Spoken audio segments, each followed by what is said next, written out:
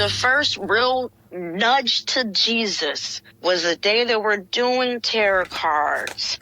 I forgot what the layout is, but it puts the cards into a crucifix, and all of the end cards, all of the end ones were like death cards. I remember they were all death cards. We were burning white sage. As we're doing this, the sage is actually just burning. And we didn't even think about the fact that it's burning like over an hour. It's burning. The room is filled with smoke all of a sudden. And we have the sage in a glass ashtray. Remember, ashtrays are supposed to hold smoke. First of all, glass is not supposed to just be able to crack like that. It cracks the ashtray in half, burns that spot. All the lights go out. All of a sudden, a vacuum that's not even plugged in turned on. And then all the lights come back on, and everybody in there's like, what the heck is going on? Revelation 12:11. And they have conquered him by the blood of the Lamb and by the word of their testimony. For they loved not their lives, even unto death. The things that have been inflicted onto me, the things that I've inflicted onto myself, the Lord healed me completely. All things, all beings submit to him. I could speak the name of Jesus and that evil would leave. All I could feel was a peace and him say, not yet, daughter. I called his name, and within a second, my breathing was restored and I could breathe normally again. I could not believe it. And I saw Jesus interceding for me. And he said to me, I've been protecting you from things you never even knew about. Martyria. Episode 45. Justice's Martyria. Opening portals in the trap house. Yes. So first, south suburbs of Chicago is where I was raised. The summers, though, I would come to my grandmother's who lived in the city. And that was always a thing because my grandmother was very much a Christian woman, been filled with the Holy Ghost, since she was 16. It was this whole thing. And so whenever we went out there for summers, always went to like the church camp and stuff. But very interesting because even though I had that experience with my grandmother and I wasn't quite raised in the church. That's the thing. No people say like they were raised in church. It's like, people went to church. But to say I was per se raised in the church, I actually don't quite associate with that. That's just how my experience is. And especially having my father that kind of is a big catch. These are kind of polar things of my grandmother, who's this Christian woman, to my father, who's very much not, and still to this day is not. Even it's crazy because I was just talking to someone about this, about my dad, of the name Jesus is really, there's something there. And I know I should probably pray more about that to be like, Lord, help him. But he believes God. He believes in the spiritual. He believes that there's a divine and, there's things to that. And it's so crazy because it's like he believes in the spiritual, but when it comes to Jesus, and real quick, okay, to kind of incorporating something here, because I had seizures before I say Jesus Christ healed me all of it. I remember having a conversation with my father about this. Leaving Jesus out. He literally said, leaving Jesus out of it. What else, do you think it was? And he was on board for the spiritual side of it being something spiritual, but not it being Jesus. It was like, he had my support in I need to be able to make my choice. But yeah, just the overall, being raised in church, it's just, for me, I can't say I for real was, even though I had church experiences. That's really things I had church experiences, but you couldn't ask me anything about God, nothing. And I even remember, my sister getting saved.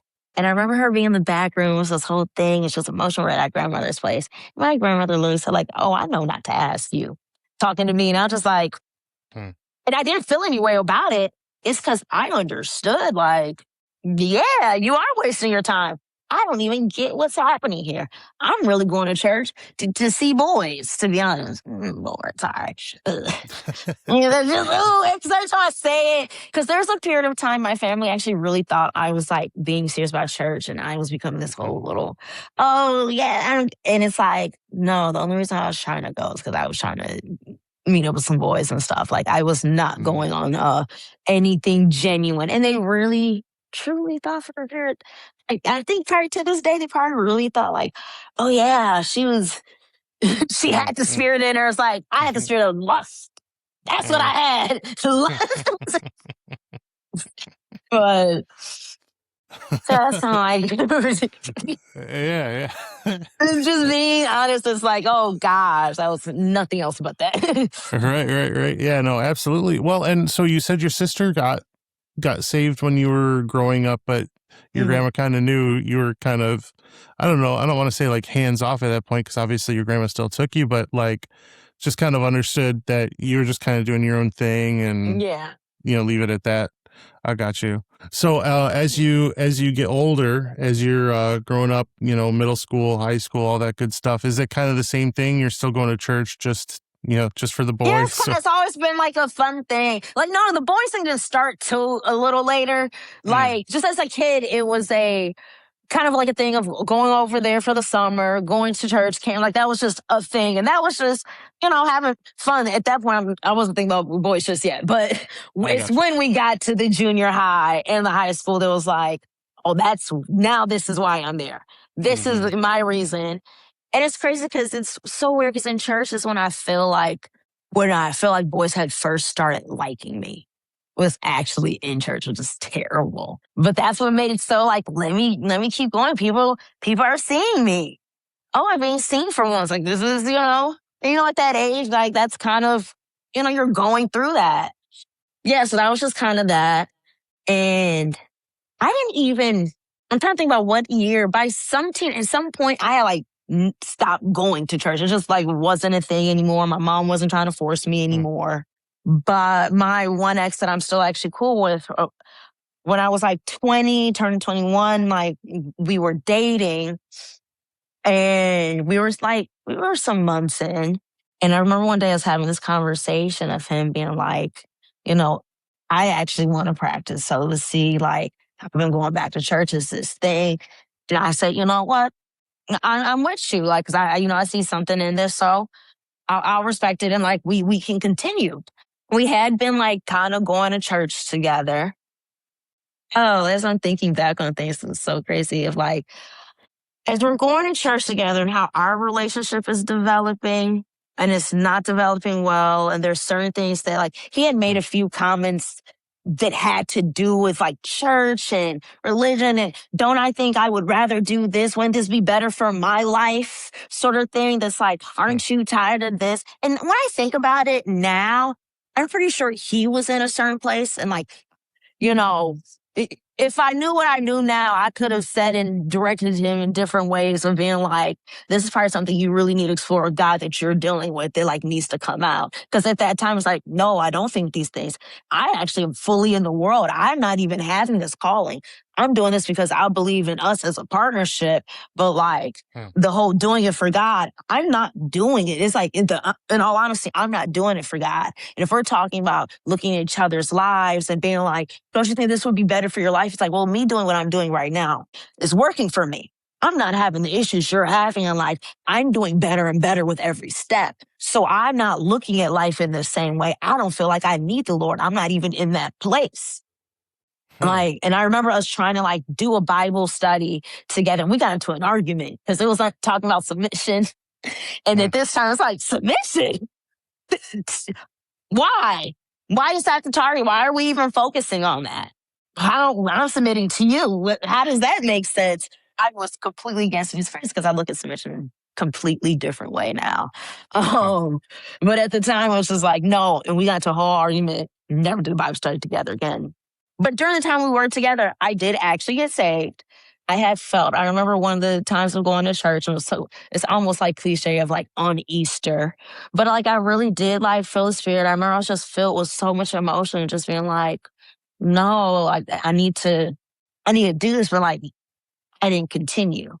And then, like I said, with my relationship with him, and I think what he was going through at church and how I was feeling too, I still was in the place of like, we're all forgiven, so we're able to live however, and that's just how it is. I'm under that sort of belief at that time. So it's just like, and again, I just don't see the need to like, all these changes, all this stuff.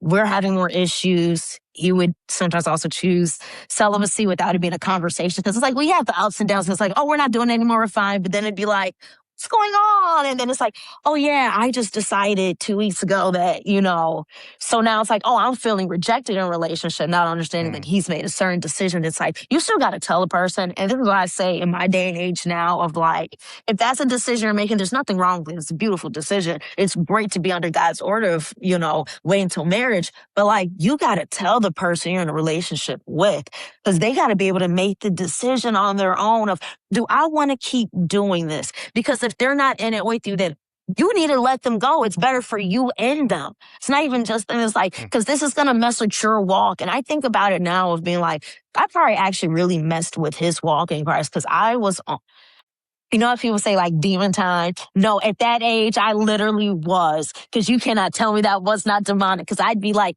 oh, I'm going to break him tonight. I'm going to make sure he does not keep this promise. That's like, you can't tell me that's not demonic. Oh my God.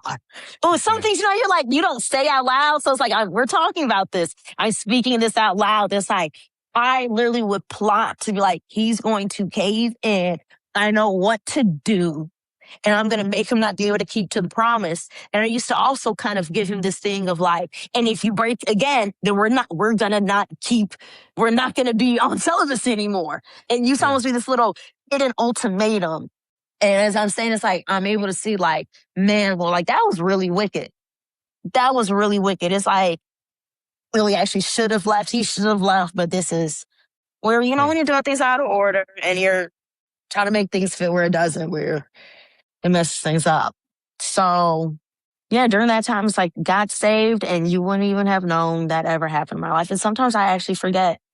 There's been multiple times where I forget. There's like, oh, I did technically get saved during this time, but it didn't feel like it counted.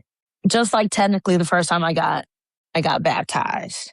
The first times did not feel like they counted based on the circumstances surrounding it. It's interesting to think about the things that you've been sharing, because it seems like, and I know you kind of touched on this already, it seemed like, did I grow up Christian? Not exactly, but you were very Christian adjacent, right? Like you would go to church, you do church camp, you do all this stuff. And then even when you get into the relationship and your boyfriend's like, hey, I have this commitment to Christ. I want to live this way. And you're like, sure, that's fine. And you even got saved at one point, and you're like, and I know the Holy Spirit was working. I knew all this stuff was going on, but still Christian adjacent. You know what I mean? Like you're around it, but not really in it. You know what I mean? I don't know. I just think that's so interesting that you would grow up the way that you did with your mom, who's like, go to church, your grandma who would take you to church camp, all those sorts of things. And there was like, I don't know. It's almost like, and this is not just you. This is there are a lot of people who've had the same sort of thing where it's almost like an apathy towards church or towards Christianity, where it's like, yeah, I get it, or even I believe it, but I don't really want to do anything about it. Like, I'm just going to let it be. It is what it is. And I'm going to kind of keep doing my thing. And it's like, okay, I don't know. Like, so ultimately, obviously you're not in that same spot now. I mean, you finally want to be participating in it. The one thing I did want to touch on too, really quickly, and I realize none of this necessarily sounds like a question, but more just commenting. But I really appreciate your grandma telling you no with communion. And I know now you said you're in a whole different spot with the way that you feel about communion. And the church that I participate in and I'm involved in, in the church pretty heavily, we do this thing every week called a communion meditation, where it's basically just like a 5-minute devotional before we do communion, And so I've been asked to write them a few times. And there was this one time where the pastor was like, look, people are just taking communion because we do it every week, and I feel like we're losing out on the whole purpose of communion, And so I just wrote a short, communion meditation on that. And the one thing that I said, which you kind of touched on here as well, is it is just as honoring to God to not take communion when you're not supposed to, as it is to take communion when you should. And like you said, people who are taking communion when they shouldn't do it, they're basically drinking wrath, they're drinking sickness, they're drinking all these things upon themselves because they're not doing it from the place where the Bible literally lays out, like, you know, we should be in a place where there's no, you know, we feel we're forgiven, we've forgiven others, we're not holding anything against any, you know, all these sorts of things that it's like we go into communion with a clear conscience, a clear heart, and like that's where we're able to, you know, participate in it. And so I don't know, I appreciate I guess all of my comments were just saying, like, I really like hearing about how you were growing up, but also mixing in like your current perspective of like, okay, I see where I was here with this, and I see how this was, and even honestly things like when you were in relationship and you're like, yeah, I'm on demon time now, like, I recognize this is a saying, but I also recognize that this is like a thing too, is like that is actually a position to be in life. That is like, you are coming into agreement with these spirits and you can't convince me otherwise. Because like that was truly demonic behavior, to go and break someone's promise to God, to have them be in the same place as me. It's like, that is literally what Satan is doing. I actually apologize. That's one of the things that, like, when I came to Christ and everything, he was one of the people that I sent a message to and said, I am so sorry that I did that to you. Like, that was not right. And I knew he was one of those people that was like, I need to send this to you. You know, yeah, that's awesome. I mean, I think that is also challenging, you know, when you're living a certain way and then all of a sudden your life changes, and I know we'll get into it, right? But yeah, those moments of like, wait, I intentionally hurt this person, or I intentionally offended this person, or I intentionally tried to break this person down in whatever way. To me, conviction and like God saying to you, like, hey, you need to do this, you need to get right with this person, or you need to, you know, whatever it is, you need to seek forgiveness from this person.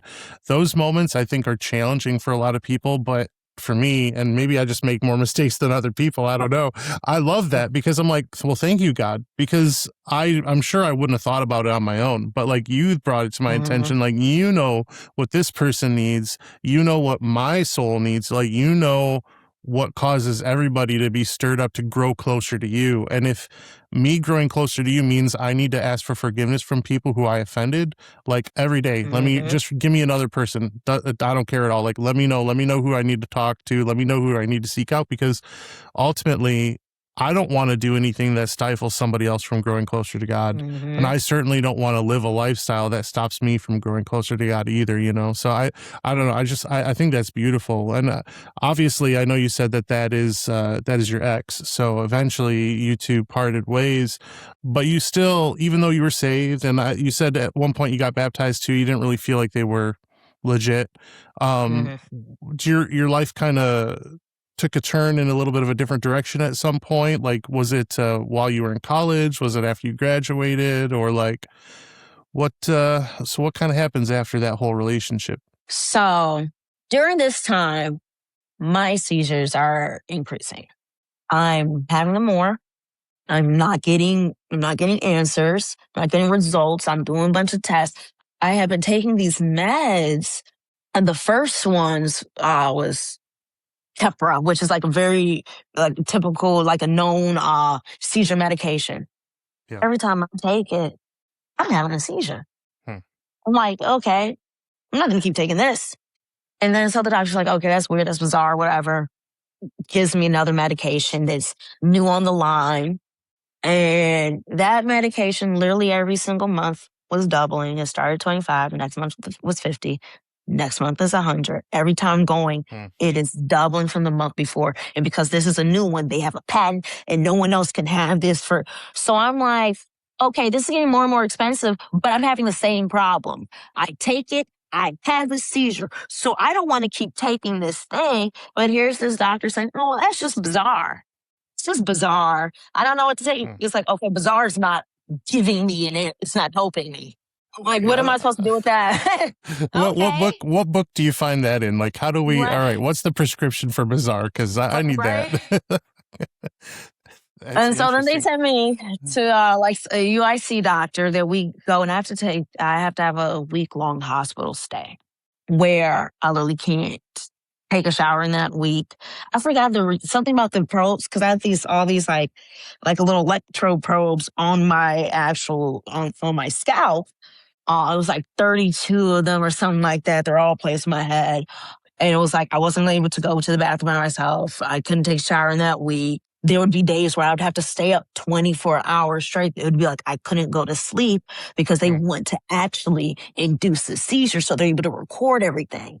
So that I kept though not having a seizure. And I was like, oh, this is the irony of this. And I'm like, we're getting on some days now. I'm like, I want to go home so bad. I'm tired of having to stay up for 24 hours.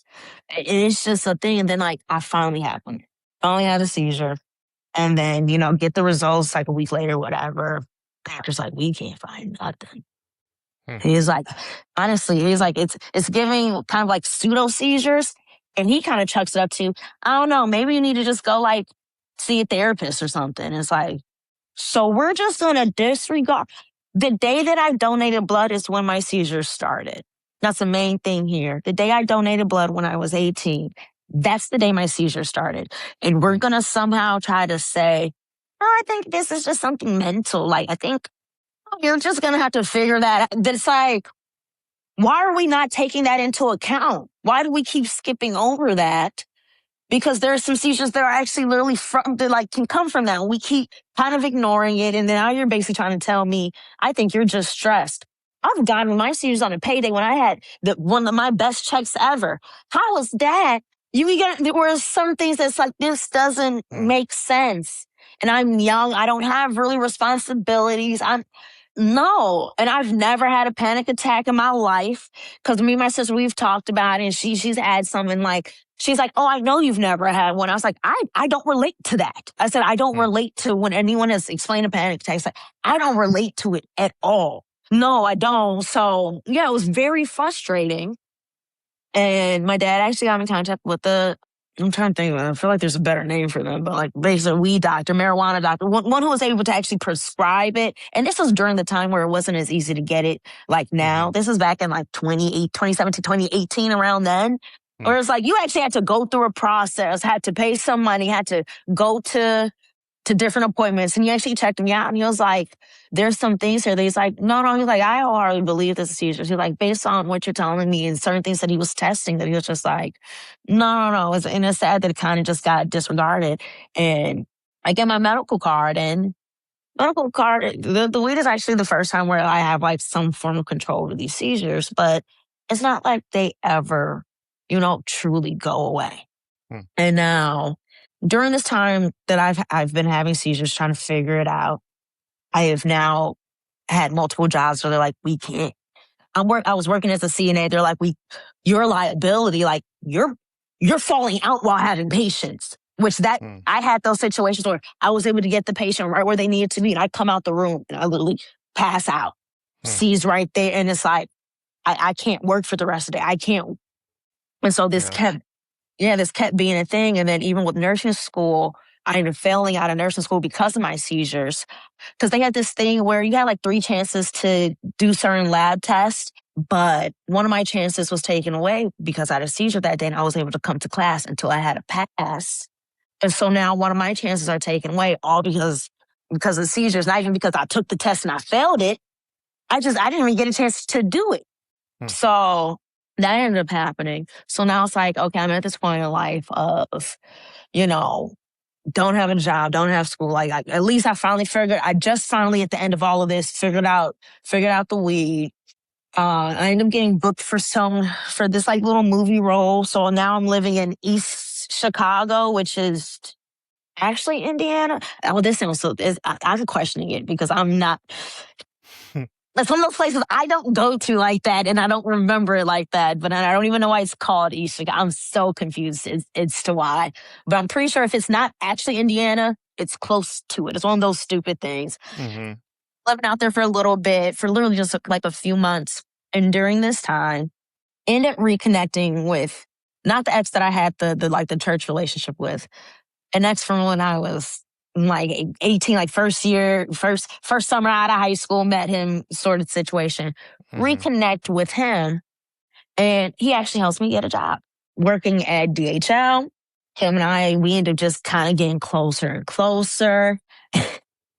And this ex, who was not my ex-husband, is a catalyst, though, to honestly, of me getting to Jesus. Because part of me does actually believe, though, I hate to say, which is so frustrating, but it's just like, I think it would have been longer until I came to the Lord. I think maybe I would have just now, as in 31, maybe now I might have been like, oh God, maybe I need to change something.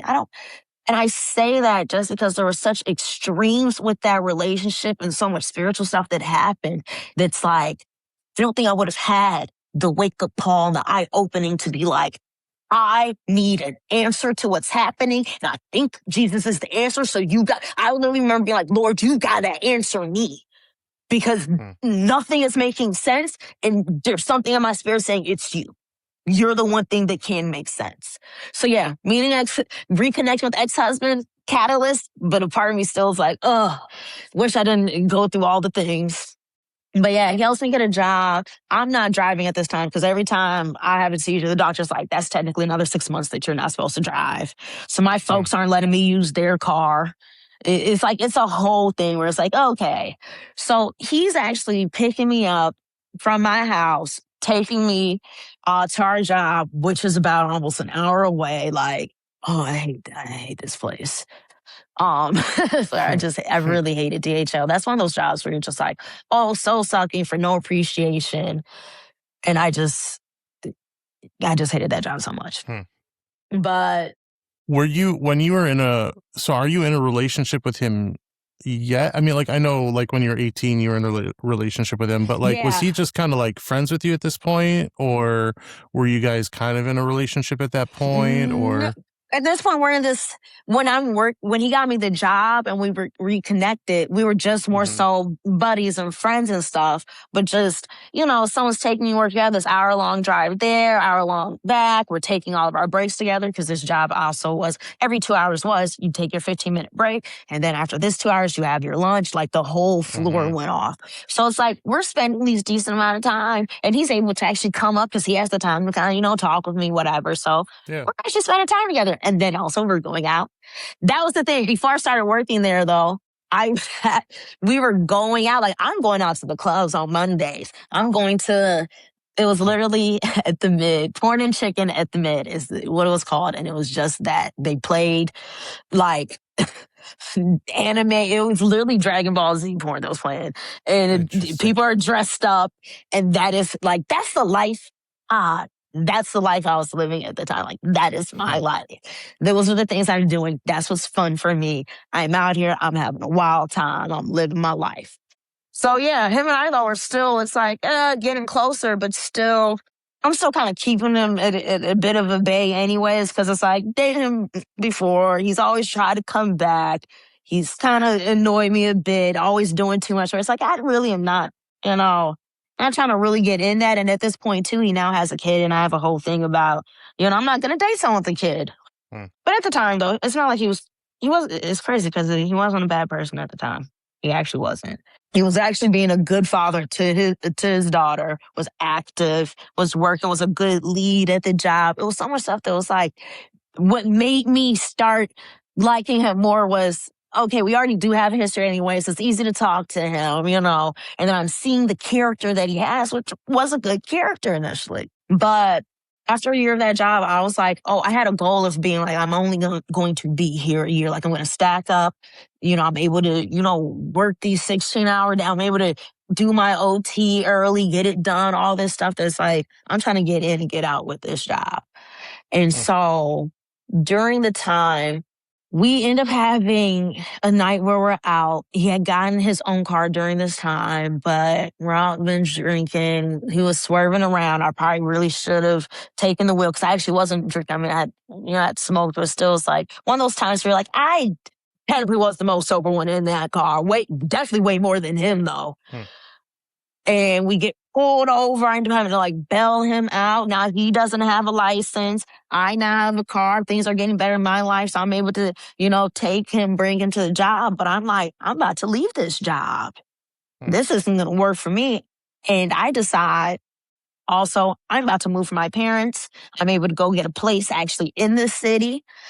And I think to myself, well, it doesn't make sense if I'm still taking to the job and like we're in a relationship and all this.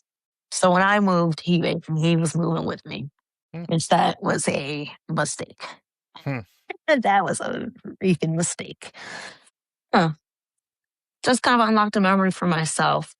While we're living in this apartment together during this time, I'm seeing how he's a bit of an alcoholic. Not a bit, he is. He's going through the 24 packs of beer a day. Mind you, he's a little dude, 115 pounds, 5'5", like he small dude, Yeah. down in this beer bag, going through packs of cigarettes. And it's like not helping me with anything in the house, like as in not even with like chores and stuff. Things are just getting worse and worse. At this point, I'm no longer working at that job, but I'm still dropping him off. Now we're there, hour back. Like I'm doing this drive. I'm driving for Lyft. I'm waking up at 3 a.m. and he would beg me late at night, like, can you stay up with me? It's like, I'm getting up at 3, but then I'm being guilted into it. Like, and while I'm there for like the last month of living in that apartment, I do actually break up with him.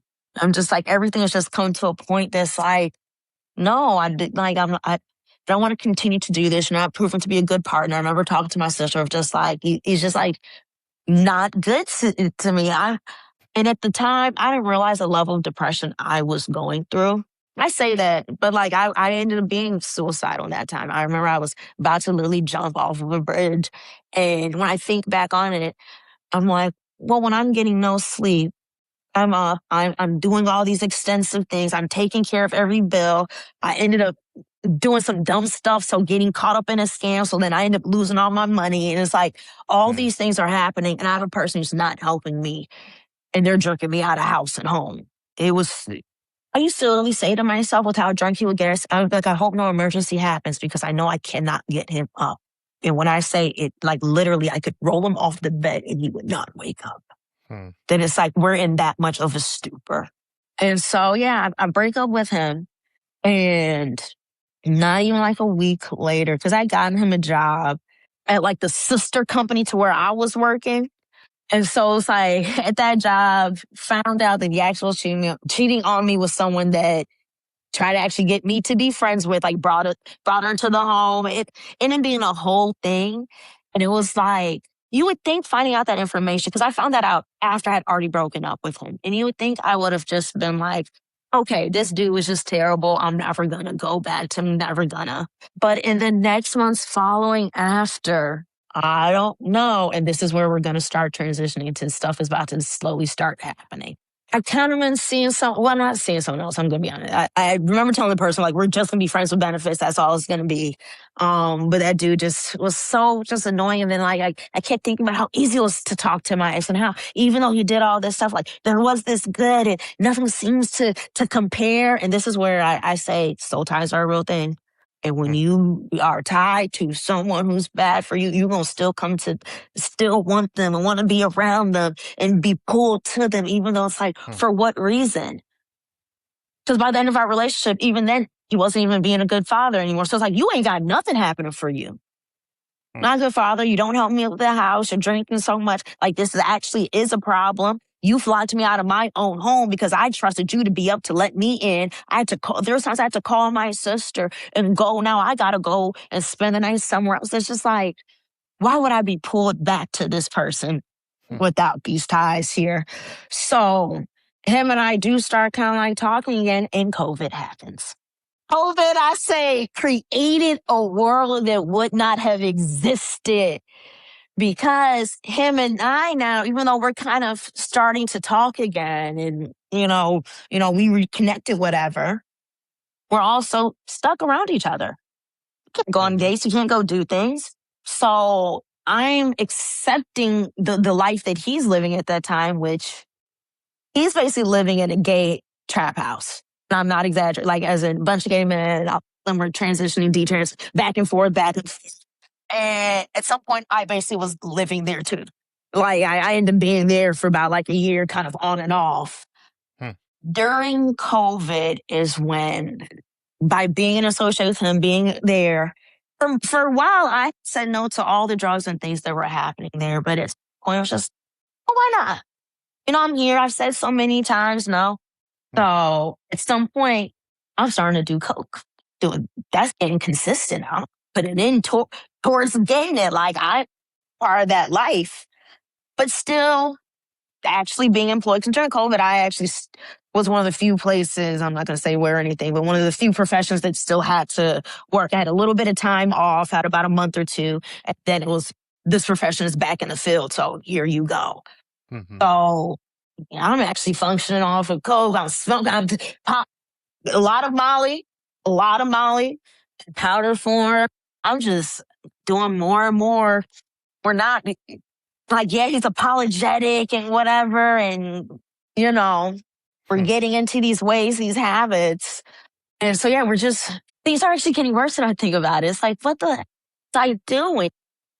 It's like, probably looking at myself, what am I doing? I'm sitting here, dirty mattress on the floor, and this person basically said they basically just got assaulted in here the night before, but they're not all the way sure, but it's okay. They still left the drugs, so it's fine. I'm sitting there.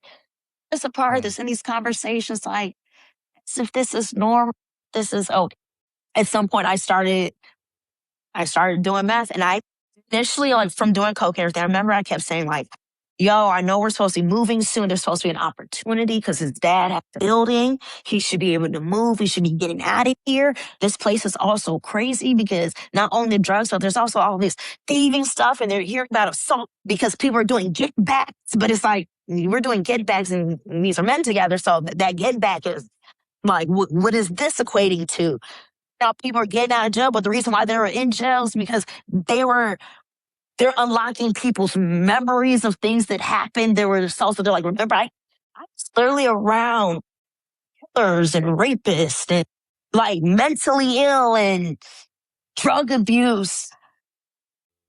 I don't think I've ever really said that out loud of like, I was living around these type of people.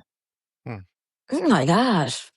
So while this is all going on, are you still struggling with having seizures, or? Yes, definitely not gone. And then of course you're doing that. That's not going to help. I'm just like, I can't imagine any of what you're talking about helps. No, it doesn't. But it's actually not happening as much as you think because something about the weed. Because mind you, I'm still consistently being a functional pothead. That was my whole thing of when I got seizures and then like we figured out the weed helped. I became this whole like, I have to become a functional pothead. That's what I have to do. I would try to take tolerance breaks and then I would have seizures. My sister would be like, what are you doing? Like, you can't really stop. So that kind of, I already was in this habit of smoking that. So, hey, I'm not actually seeing too many problems. I'm not having like more or less seizures or anything. Is, some still maybe here and there, but it's still actually somehow controlled. And by the grace of God, that's the only way I think that was controlled because I don't know how I didn't die doing drugs. I'm not gonna lie. I don't know how. There are times where I literally would feel like I think my heart is gonna be on its last beat, but I'm still in it.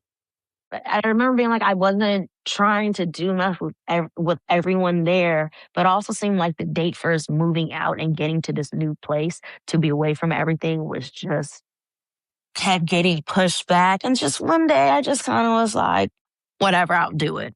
Because here's my, he's doing it. It's whatever, I'll do it. And it's interesting because people always say like the first time you do something, that first high, I don't understand why I continued. Because based off the first high, I did not get high, did not get any of that. I got sick and could not go to sleep. That's all it was. I literally could not sleep. It creates this sickness that's a different type of sickness. I can't even describe it. It's not something you just get from a cold or something, not even food sickness. It's a different thing that your body just does that's in rejection to it. And maybe because my ex had such a great time, everyone you could tell they loved the high. And I think maybe that's a little bit of part of why I continued to try it. So I was like, I want to feel what they're feeling though. I want to get that because I don't get it, but I want to. So At this point now, I've been doing drugs, I've been popping things, I've been snorting coke, I've been doing meth. We move to his father's building, and some of the people move with us. And now this is when all of a sudden every drug, everything that's been happening turns spiritual. I swear one day everything just changed. And it was like, when do we go from things just being drugs to people telling me, I've used this so I can track their entire day spiritually. I've used this so I put something on them, and literally people are coming out the rooms dazed. And it'd be somebody of my exes like, yeah, I gave him that meth, and I looked and I saw his whole day. And that's why now he's walking like that, because he knows what he did to me. What demons did you come into agreement with? I understand it now, though. There's like, drugs aren't just drugs. It breaks down our spiritual. That is something God did make clear to me of by me doing the stuff that I was doing, and then especially doing tarot cards too at some point, that like I broke down spiritual walls of mine. And I sometimes think that's why I struggle with certain stuff, because it's just like, when you backdoor something, now you gotta straighten out all the stuff that you missed by backdooring. So yeah, we move. All these other people end up kind of still moving too, and it's like, what was the point then? Now we're still basically in the Great Trap House, just in a different location. We just moved the trap. We just Still trapped. Still trapped. Still trapped. So what's happening? And when we move to this house, there's a serious shift. Things are no longer just drugs. We have now entered a spiritual realm. Because this is when tarot cards gets introduced. This is when they're saying, I'm using the drugs to do this. This is when people are now talking about, yeah, I got the 7 other people that are there, but I know I got to put them in control because those demons, and you're like, wait, those demons, you just said people now. Now, people's language about themselves is changing. It's no longer, we're not even just talking about mental illness and we need to get over. We're starting to talk about spirits. Like, it's these other people talking about this spiritual realm that it's like, we move into this house. How did we get here? And I believe that apartment did have some form of spiritual realm. I feel like there was something there because no one told us that there was someone killed there about a couple months back who was actually being tortured and killed and then taken out to the back. And it was the downstairs neighbor who's the one who called about it. His father didn't tell any of us that moved into that building that happened 1 month before you guys moved in. Actually, I don't even think it was a full month. It might have been a few weeks. So I believe whatever spirits that was in there, along with now we have these people doing drugs and they're doing tarot cards. So now we're in this dark realm. I remember I would walk in the door, and whenever I left out, I would feel fresh air. Like the air was different. I would walk out, okay, fresh air, I can breathe again. I would open that door, come in, and it was like, I would hit a wall. And I remember I would feel this deep depression just walking in the house, and I would become so engulfed with sadness and despair and just like these thoughts. It was like, I didn't see it then, but now I understand. I was like, this was a realm that I was entering. There was a domain of things that I was in. And I had come into agreement with a lot of these spirits that were operating in that space. Tarot cards starts becoming conversation. I get under the stupid belief around it's what you do. It's about your intention behind it. And, we're all, I'm just an empath. And that's why I take on what people feel. And I'm watching videos about this. And, I go and I decide to give my ex this tarot card set as a Christmas gift because he's been talking about it. And now we're doing readings. Now I'm learning how to do readings. I'm doing this. I'm figuring stuff out. And the first real nudge to Jesus was the day that we're doing tarot cards. I forgot what the layout is, but it puts the cards into a crucifix of a shape is how the cards ends up being laid out. And all of the end cards, all of the end ones were like death cards. I remember they were all death cards. We were burning white sage. As we're doing this, the sage is actually just burning. And we didn't even think about the fact that it's burning like over an hour. It's burning. The room is filled with smoke all of a sudden.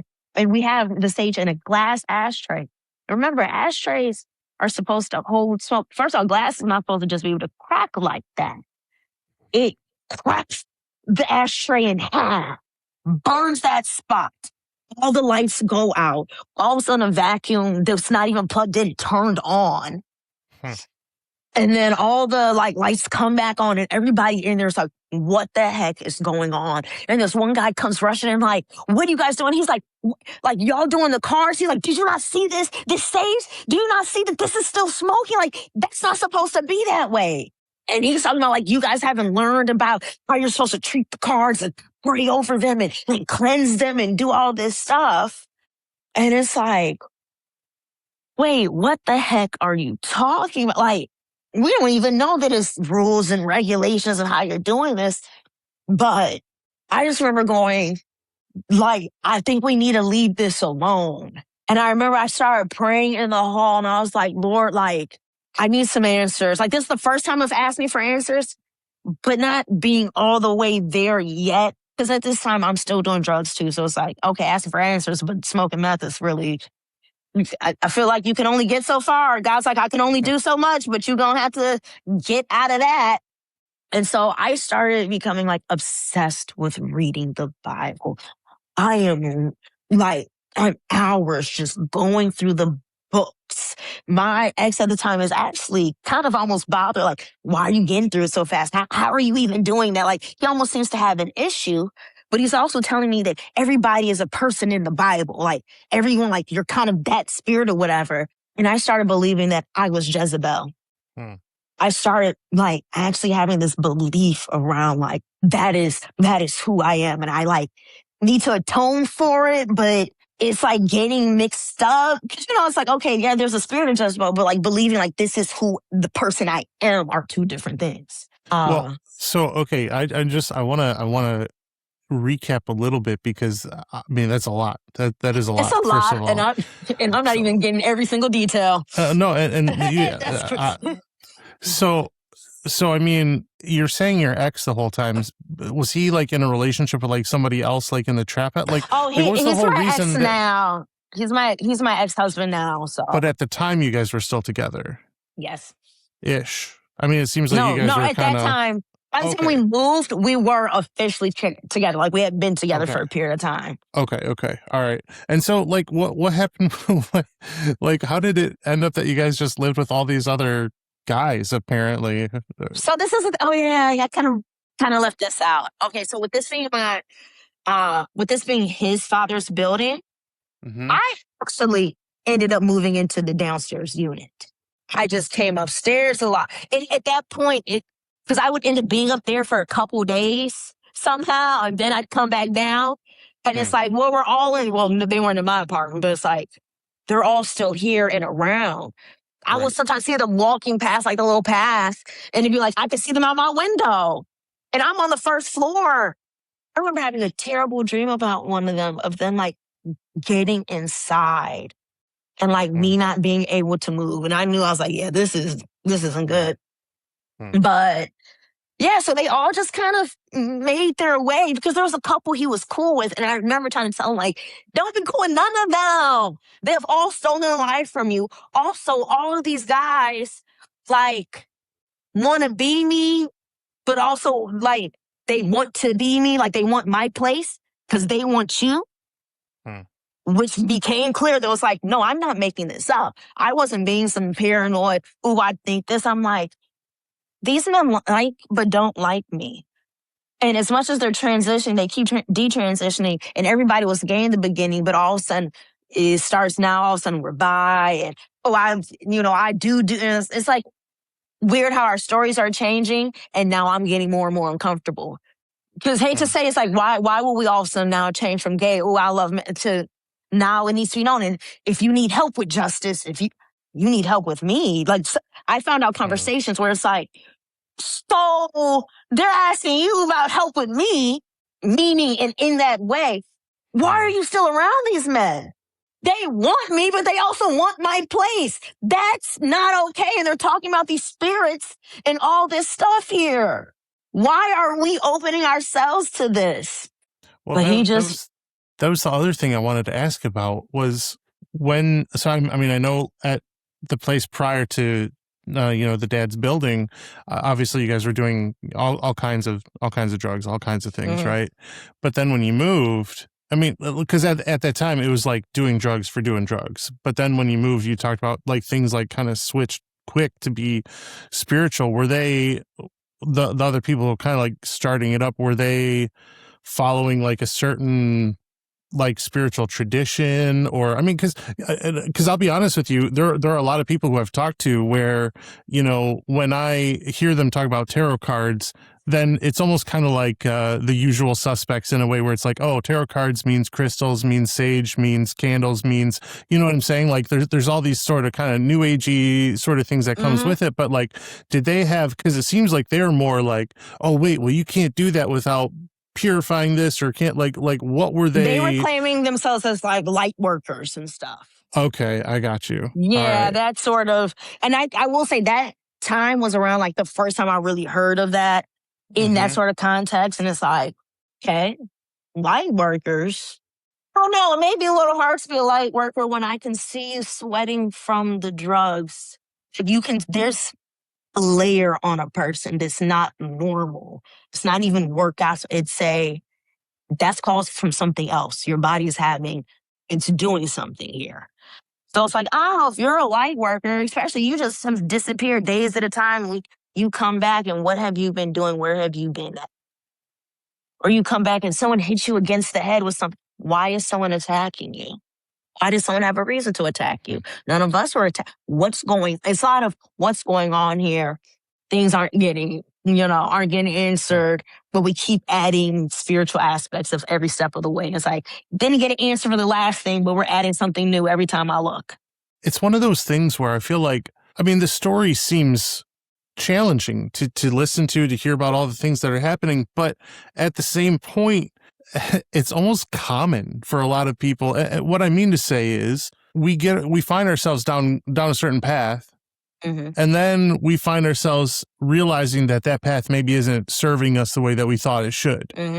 So instead of leaving that path, we try to fold in new things to see if maybe that'll make the path work after all. So it's like, okay, yeah, maybe living this lifestyle, getting beat up, doing drugs, all these, whatever it is, right? Maybe that's not working. So let's start doing some tarot cards. Let's cleanse the place with sage before we start doing drugs. Let's like all these things where it's like, okay, but you're still like the same things are still happening. But I guess I guess what I mean when I say it's like such a human thing is like we all are doing that same sort of thing in our own ways. You know what I mean? It's like, well, this isn't working, so let me just fold this other thing in. Well, that's not working, so maybe I didn't fold enough of it in, or maybe I gotta we're all ultimately. Yeah, like maybe if I just stopped doing all these things. If I took it out entirely, I would be better. That would maybe just work. Interesting. No, I know. And I mean, even like you're recognizing that the people there were trying to replace you effectively in a lot of ways with your husband at the time, or, even that is, again, that same sort of like, oh, well, he deserves better and I can give that to him. Or, nobody ever wants to like take a look inside themselves and be like, maybe if I just stop doing all these drugs, or maybe if I stop burning all the sage and doing all this tarot, and maybe if I just stop, like, I don't know. And so, I mean, ultimately, whatever, that's just kind of like a reflection on like human nature for a lot of people, or the human condition, I guess, if you want to call it that. But, and I know you had mentioned you kind of came from a little bit of a medical background anyway. So when people are doing drugs and saying like, I can't believe this, I can't believe somebody beat me up, it's like, well, you're clearly under the influence of, who knows what, like, take your pick, throw a dart at the dartboard, and that's what you're on. You guys like, have money, so I don't know. Yeah, man, obviously, on drugs and no money. It's a combination for bad problems. I think that's usually how that goes. I'm not a mathematician, but things aren't adding up, Right. But oh man, so then it culminates though in this situation where the sage breaks through the glass ashtray, the power goes out. I mean, things turn on, the vacuum turned on. So like, well, I guess, let me just ask you, like, now, from your perspective now, looking back on that, what would you say happened in that moment? Like, what was that? I really feel like it was me opening up a doorway and letting in whatever spirit that was, because at first I couldn't remember what I was trying to get a reading on, but it was a vague thing about the future, because with tarot cards, the thing is that you're supposed to come with like a question. That's how you direct it better. I can never think of a question. There was nothing that I felt like I wanted to answer enough of to go to these cards. So it was basically, okay, that was weird. I really feel like I literally just heard like I had let in a spirit of death in. And as I was having that vague crucifix, and it was all the death cards, and it was just open for whatever to answer. And there were all the death cards. And after that point, I used to start having these like berating suicidal thoughts. His mind went down even more. Wow. Yeah. Just had this, Lord, okay. It's like I almost was back there for a second, because I was looking at the board, I was seeing the cards, and just being like, oh gosh, I literally opened up before I let in a spirit of death, of destruction. And that's exactly what that did. I feel like everybody in that place that day was rocked. I don't think it was just me. I don't think it was just my ex. I feel like everyone who was there that night too, especially thinking about how things progressed after that point, no one who was there was okay. And everyone from that point, it became more and more problems happening in their personal lives, happening with us also interacting and engaging. And the voices and the spiritual and everything just increased even more. When you're doing, I don't know if you want to call them rituals or whatever you want to call it, however you want to call it, right? Are you experiencing anything? Because it's interesting to kind of like look back at, you know, how you were raised and the way that you kind of viewed church.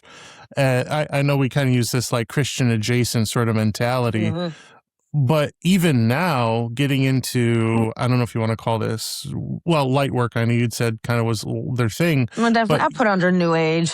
New Age. But even so, even then, it seems like you're still kind of like New Age adjacent, because it's like, yeah, I do tarot, but I really don't know what it's about. Like, I don't know what to think about. I don't know what to ask. Right. So it's like everything is kind of happening to you or around you. You know what I mean? But then all of a sudden there's that one encounter that you talked about, that one experience that you talked about, where all of a sudden you have the cards arranged in a crucifix formation, and then the lights go out and like everything kind of changes at that point. And that ashtray, it was about, I think the ashtray literally was about this thick. It's about an inch thick. Like this was a thick ashtray, not a thin one. Yeah. No. So are you having experiences, encounters outside of that one that you had talked about? Like, are you seeing things? Are you interacting with things? Yes, like, I had what's literally happening? drawn a picture, which I don't know what ever happened to like whatever this being. I remember drawing it, and I showed my mom. And it's such interesting, because she was like, oh, that was the monster on something. And I have a belief of like, we put a lot of stuff in entertainment, and we say it's just movies, but it's like these demons are laughing in our face saying, this is us. This is literally what it is. I'm telling you, but you think it's just entertainment. So now if anyone tries to say that's real, they look stupid. They look insane.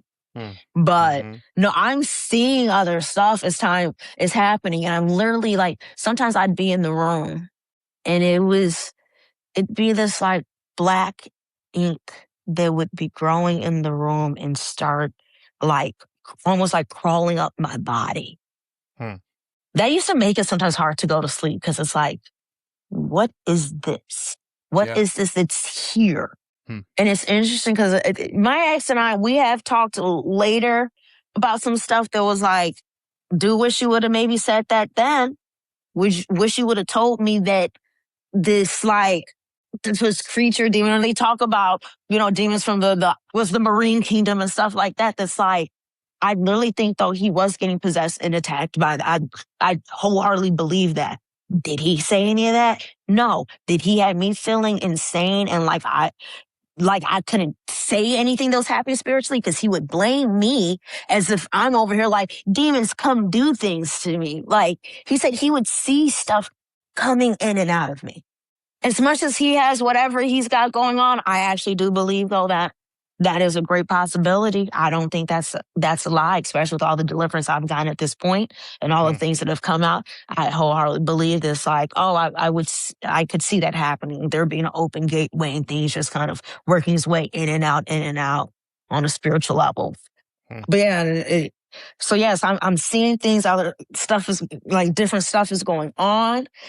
I was having experiences where my friend is on the phone and she is on the like spiritual realm, able to like almost teleport the room and tell me, she's like, is this what the room looks like? Is this what's going on? I'm like, yes. Mind you, she's never been in my place yet. And she's able to almost say layout of like, I see what's going on here. Like it was crazy of all the spiritual things happening, people getting connected where it's like, okay, as much as I may think I'm crazy, I have someone who I know doesn't do drugs, has never done, who's completely sober, able to say, I was there too. And even though she wasn't physically there, I'm able to have witnesses to say, that actually happened. You're not crazy about this. And I don't know if it was because I kind of started doing cards again at some point because I was under that done of like my intention will mean something because now I'm over here pagan adjacent at some point. Everything adjacent at some point when I think about it. But started doing the tarot again and literally these giant beings start materializing in the corners. And like, I remember my ex just like grabbing me and shaking me. And maybe this is the one time that he actually had some clarity and was like, what are you doing? He was like, no. He was like, no, just no. Even though he's the one who actually turned me on to any of these things, who showed me all of this. But as this has happened, he's like, stop. This isn't good. Then they just kind of dissipated, but I don't literally the giant, and I can't say exactly what they look like. I can't get a full image, but it was just, you could tell something was materializing and onto the plane. I'm just like, so many different things happened. There's a day that like my ex and I know that him and I were prepared to die. We were prepared for there to be a spirit or an angel of death right there. But I remember him and I were holding each other and we're hearing the steps and almost, it's like we're feeling the air change of whatever it was, taking a step and a step closer. And I remember just saying, and if I'm to die, like, Lord, have me. And then it just dissipates. And as I'm talking about this now, like, I'm literally feeling that moment. I'm not gonna lie, in here feels a little bit cooler, and I don't think I like that, to be honest. Not gonna lie, I'm like, in here, my space is feeling cooler than it was before. But I remember just holding and being like, that moment I really had accepted death entirely. And you know how like in movies when someone's creeping close and someone walks? I think a part of me wanted someone to come walking to say, well, that was them. And I was like, no one came walking down the hall. I can't say, oh, well, that was just them coming closer. There was nothing and no one there. But just knowing that something was coming. Yeah. I think after that point too, I'm waking up more out of the doing drugs and stuff and going, something's up. I think I need to like cut this out. Something's up with my ex because he's trying to explain that he's Jesus and wants me to basically address him as such. And I'm like, I'm not. You can argue me all day long. I'm not. If I know anything, if you're any character in the Bible, you're not Jesus, though. Not to be both. I remember saying it's like, but if you're someone, it's not Jesus. I'm sorry. Jesus is Jesus. There's no one else that's that role. That's not the person you are. And if we're saying a certain spirit, that's not. And you want me to address you as such. And I don't even really have a relationship with the Lord quite right yet. It's like, that don't make that. I was just like, no, this isn't right. Like, there's something up with him. And as time is going on, we're finally getting rid of the people. He at least got out of whatever haze where he's like, yeah, I got to get rid of it. I think it was the last time he finally actually started to see like the spirits in them and how they wanted to take over and that all that weirdness. And they were trying to be on him because he said he literally could feel and see one of the guys was like sending something in the spiritual realm. Like he was sending some creature that started to try to wrap around his leg. And he went, like, he was like, no, I'm not. And he said he ran away. He was just like, oh my gosh, I think you're right. I said, I've been trying to tell you. I've been trying to tell you. I said, all the signs, even if without the spiritual, I'm just saying on a regular, okay, we're using logic. We're not even talking about supernatural. Some stuff is weird behavior. If someone is supposed to be hanging, they're supposed to be having a day with their partner. Why are they canceling a day that they had planned? They were supposed to go somewhere and everything. Just because they're hanging with you and we were supposed to have a day together and they know that because you told them. You're not noticing weird things here? These are consistent. It's not like you're in a dilemma today. Not like you have an issue. There's some things that's like, I wouldn't want anybody doing that. Why are you canceling on your partner to just hang with me? But then right after that conversation is all the weird stuff said, well, he's done it so many times. I kept trying to tell you, but okay, you finally get like whatever those spirits, and who knows how many times they've sent a spirit to you and you don't know it. You just caught it this time.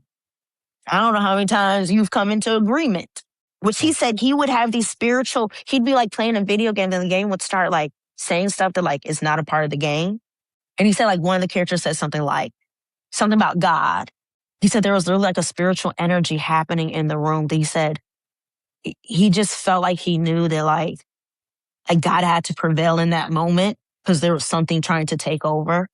And you would think with stuff like that happening that, you know, you would change more ways, but it really, some things, you know, they say some people are going to have reprobate minds and that's what it's going to be. And they'll come to the Lord, but they'll fall away and they'll never be able to come back. And sometimes I actually really think, unfortunately, that is my ex, that it's just like, I don't know, because what else can God do? Can he say, can he make it clear?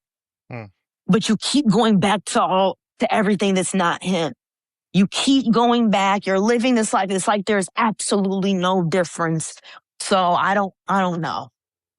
But yeah, well, I was just gonna say, I know you were talking too. At one point, you said you started just kind of diving into the Bible and like reading the Bible. When you were doing that, I guess the question that I want to ask about that is like, yeah, you're reading the Bible. But are you talking to anybody? Are you talking to your sister? Are you telling anybody about it? Because I mean, at this time, I'm like, I'm isolated from my family because they absolutely hated my ex. Like, no one wanted me to be with him, and we even had like a whole meeting with the family before like getting married, which God kept trying to tell me not to do that, but I just pushed against it, thinking, well, he had me believe that it was just a spirit of pride that was trying to stop me, like this spirit that was trying to stop me. And because of the fact that it's like, oh, we're trying to go towards marriage, so part of me is kind of like, man, that does seem like a valid case. Too many times I listened to like some of the things that he was saying. So kind of pushed faster and still got married. And it's like, really, really shouldn't have. But yeah, my family did not want me married. They did not want me close. They did not want me to have anything to do with him. They did not like him. They were still actually kind though when he came around. It's like they treated him anyway. They weren't okay with that decision. They weren't happy about it at all. So that's why also it's like at this time, I'm not really talking to like my family in that way because I don't feel like I can. And there were certain messages at this time of like trying to send to my family that I think there was some misunderstandings now. And just based on what I understand spiritual of how like, you know, spirits can really actually block communications, just like how we've been having issues with that. So like, I believe that really does happen. So I think there were some misunderstandings that made me feel even more distant and like they weren't there, even though they actually were. Yeah. So yeah, who I'm talking to about the Bible is my then best friend, who we're not best friends anymore because she said God told her that like, she has to step away. That way I can get closer to him because I was too dependent on her. And that still may be true. And we're still not friends to this day. So I guess God hasn't given her the pass yet, which does genuinely make me sad because it was just like, if I didn't have her as a friend, I don't know how that time would have been. Because she was the person that I remember when I started getting to the Bible, I said, I'm going to reach out to her because of what made her and I become distant as friends is because she became a Christian. She devoted her life and things were changing. And so her and I got distant. And it's crazy because she was the first one trying to pull me in that way. We were both about to do some crazy witchcraft stuff together. It didn't end up doing that. I saw her like a few weeks later, all of a sudden she was like coming to the Lord. Things changed. So then, yeah, we had stopped talking for a bit. But as everything was going on, I was just like, feel like this is a person I could reach out to. And she was like, and you found the right one. It was like, it was perfect timing. And she did say, she had said, I prayed to God of if you were to come back in my life, it's because you had chosen Jesus. And that would be the only way you could come into my life. I said, well, look at that. Because I was reaching out to her about like, what do you think and believe about this? Because I just need to know what's like, I need to talk to somebody. Yeah. So she was the one that she was around during stuff. Like, there'd be just crazy times of like my ex coming up and down to my apartment and then back upstairs. Like this was before like, we kicked everyone out and now I'm upstairs because I lived down there for a little bit, but then of course we came together. But he was like coming down and he was like asking the same questions and also in this weird repeat. And she was even on the phone going, something's not right. She was like, I'm kind of getting worried for you. Cause he kept just like, I swear he would just pop up. And he'd be like, where did you come from? And why are you back downstairs? And he'd be like, didn't you just go and do this? I'm like, I've been downstairs this whole time. No, I haven't done anything. Okay, you sure? What do you mean I haven't left this place? And it's like as if it's like you could tell it's like he was here. You could tell it's like something is talking to you and I don't know what it is, but I haven't left this space. But you've come down here 6 times in the last 10 minutes. Basically repeating the same moment in time, thinking I'm doing something weird. And you keep interrupting my conversation about Jesus that me and my friend are about to get. You know how you can tell like you about to get to something? And it's like he would just kept popping up every time. It's like, why do you keep interrupting this? This is weird. But yeah, so talking to her, she's actually the one who led me to TSNL, the Supernatural Life, led by, it's going to come up to me. His whole ministry is about the supernatural, though. I was now able to go into a group of people to be able to be like, spiritual stuff, need some answers, Jesus being led and directed in that spiritual field, which was like, thank God for that. But that didn't happen until like sometime down the line. It was a year, between her and I talking, reconnecting, her and I like talking about the Bible together and having these spiritual things happening and me telling her about it and trying to figure stuff out to when I actually when she found this group and then we joined together to now start having clarity and kind of being taught in that way on the supernatural spiritual side of things to get more understandings of how demons operate. Because I remember her, it was like in February or so, and she was talking about like binding and loosing. And we were like, wait, we need to do that. For my ex at the time was like, we need to like find whatever this is. It worked at first, but then whatever fear that he let in, it's like he almost was a little too on this like, binding and loose only lasts for so long anyways. Unless you've actually, delivered this person. And that when I say he reverted the next day into so much even more paranoia and fear and all this crazy stuff, and his face would change in the day. Like, actually not just his face, like his body. And this used to be the craziest, scariest thing because he would go through different people. And I know we talk about people who have different personalities, but I'm like, personality, and he actually changed. It was like the movie Split. He would go from being this shriveled guy, like it would be as if he lost weight, and you would like see his bones and his neck even seemed even smaller, and he'd be sad and struggling and then he had this other like, and that one was this other one that was literally called Pharaoh. Oh my gosh, somebody lived like the spirit of Pharaoh.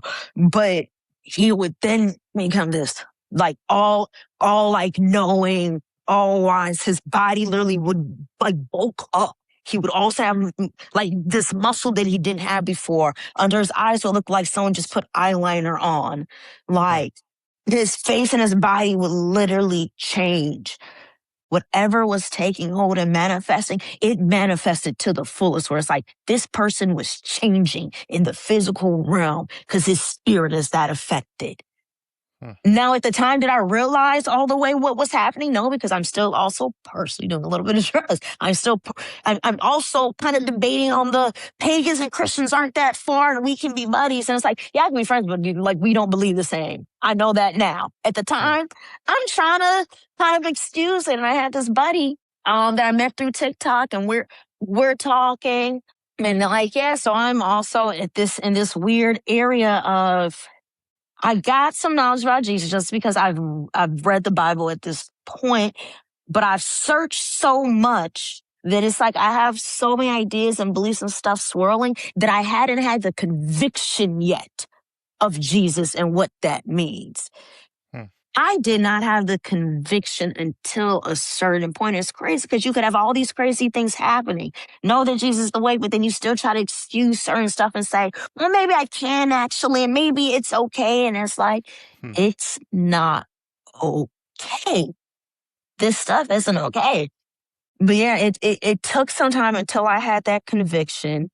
At this point, I've seen all the spiritual stuff. My own ex has had a drug intervention with his family, and not even all of his family, just his mom and brother. His dad didn't come.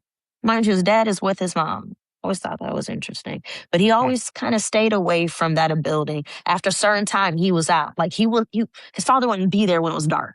It was one of those things like, you don't stay when it's dark. What's that about? Didn't think about that until now in life, where I'm like, it was like, this is like a horror movie. That's how life actually really was for me. I felt like I was living a horror, like an actual horror movie. Because it's like all these things are happening. I'm living in fear. I'd be having conversations with him. Then it's like he's all of a sudden changing into whatever other being. I don't know that this is a demon that's literally possessing him. That now, I'm talking to something else, but don't know it. We're wasting hours. Like we would be literally wasting 10 hours would pass and we'd be on the same conversation. Not even like we're actively talking and be at the same point almost like, somehow we're in this crazy like time loops and stuff. I'm just thinking about, because like I literally felt like I was going and saying something like, why are we in these loops?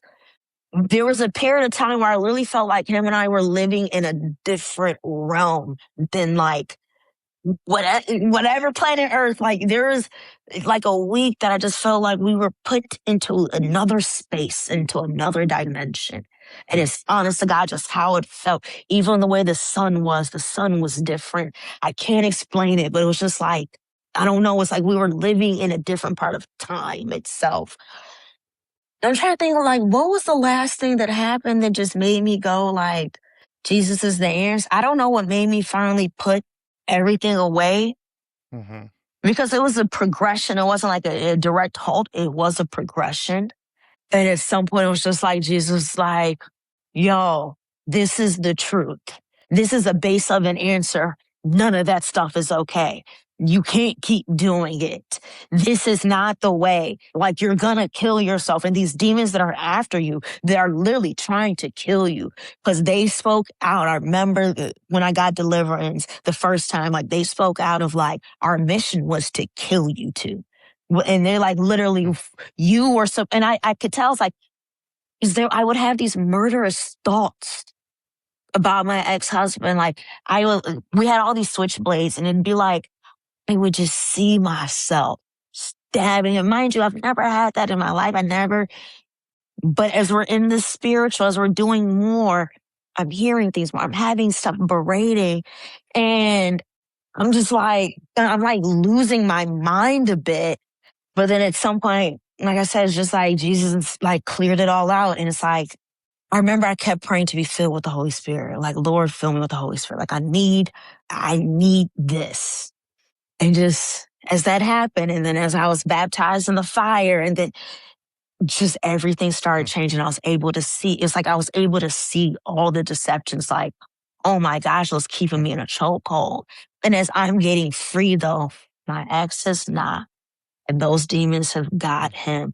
Cause I would like read the Bible out loud, and he became abusive at some point, where like literally like tearing the door down.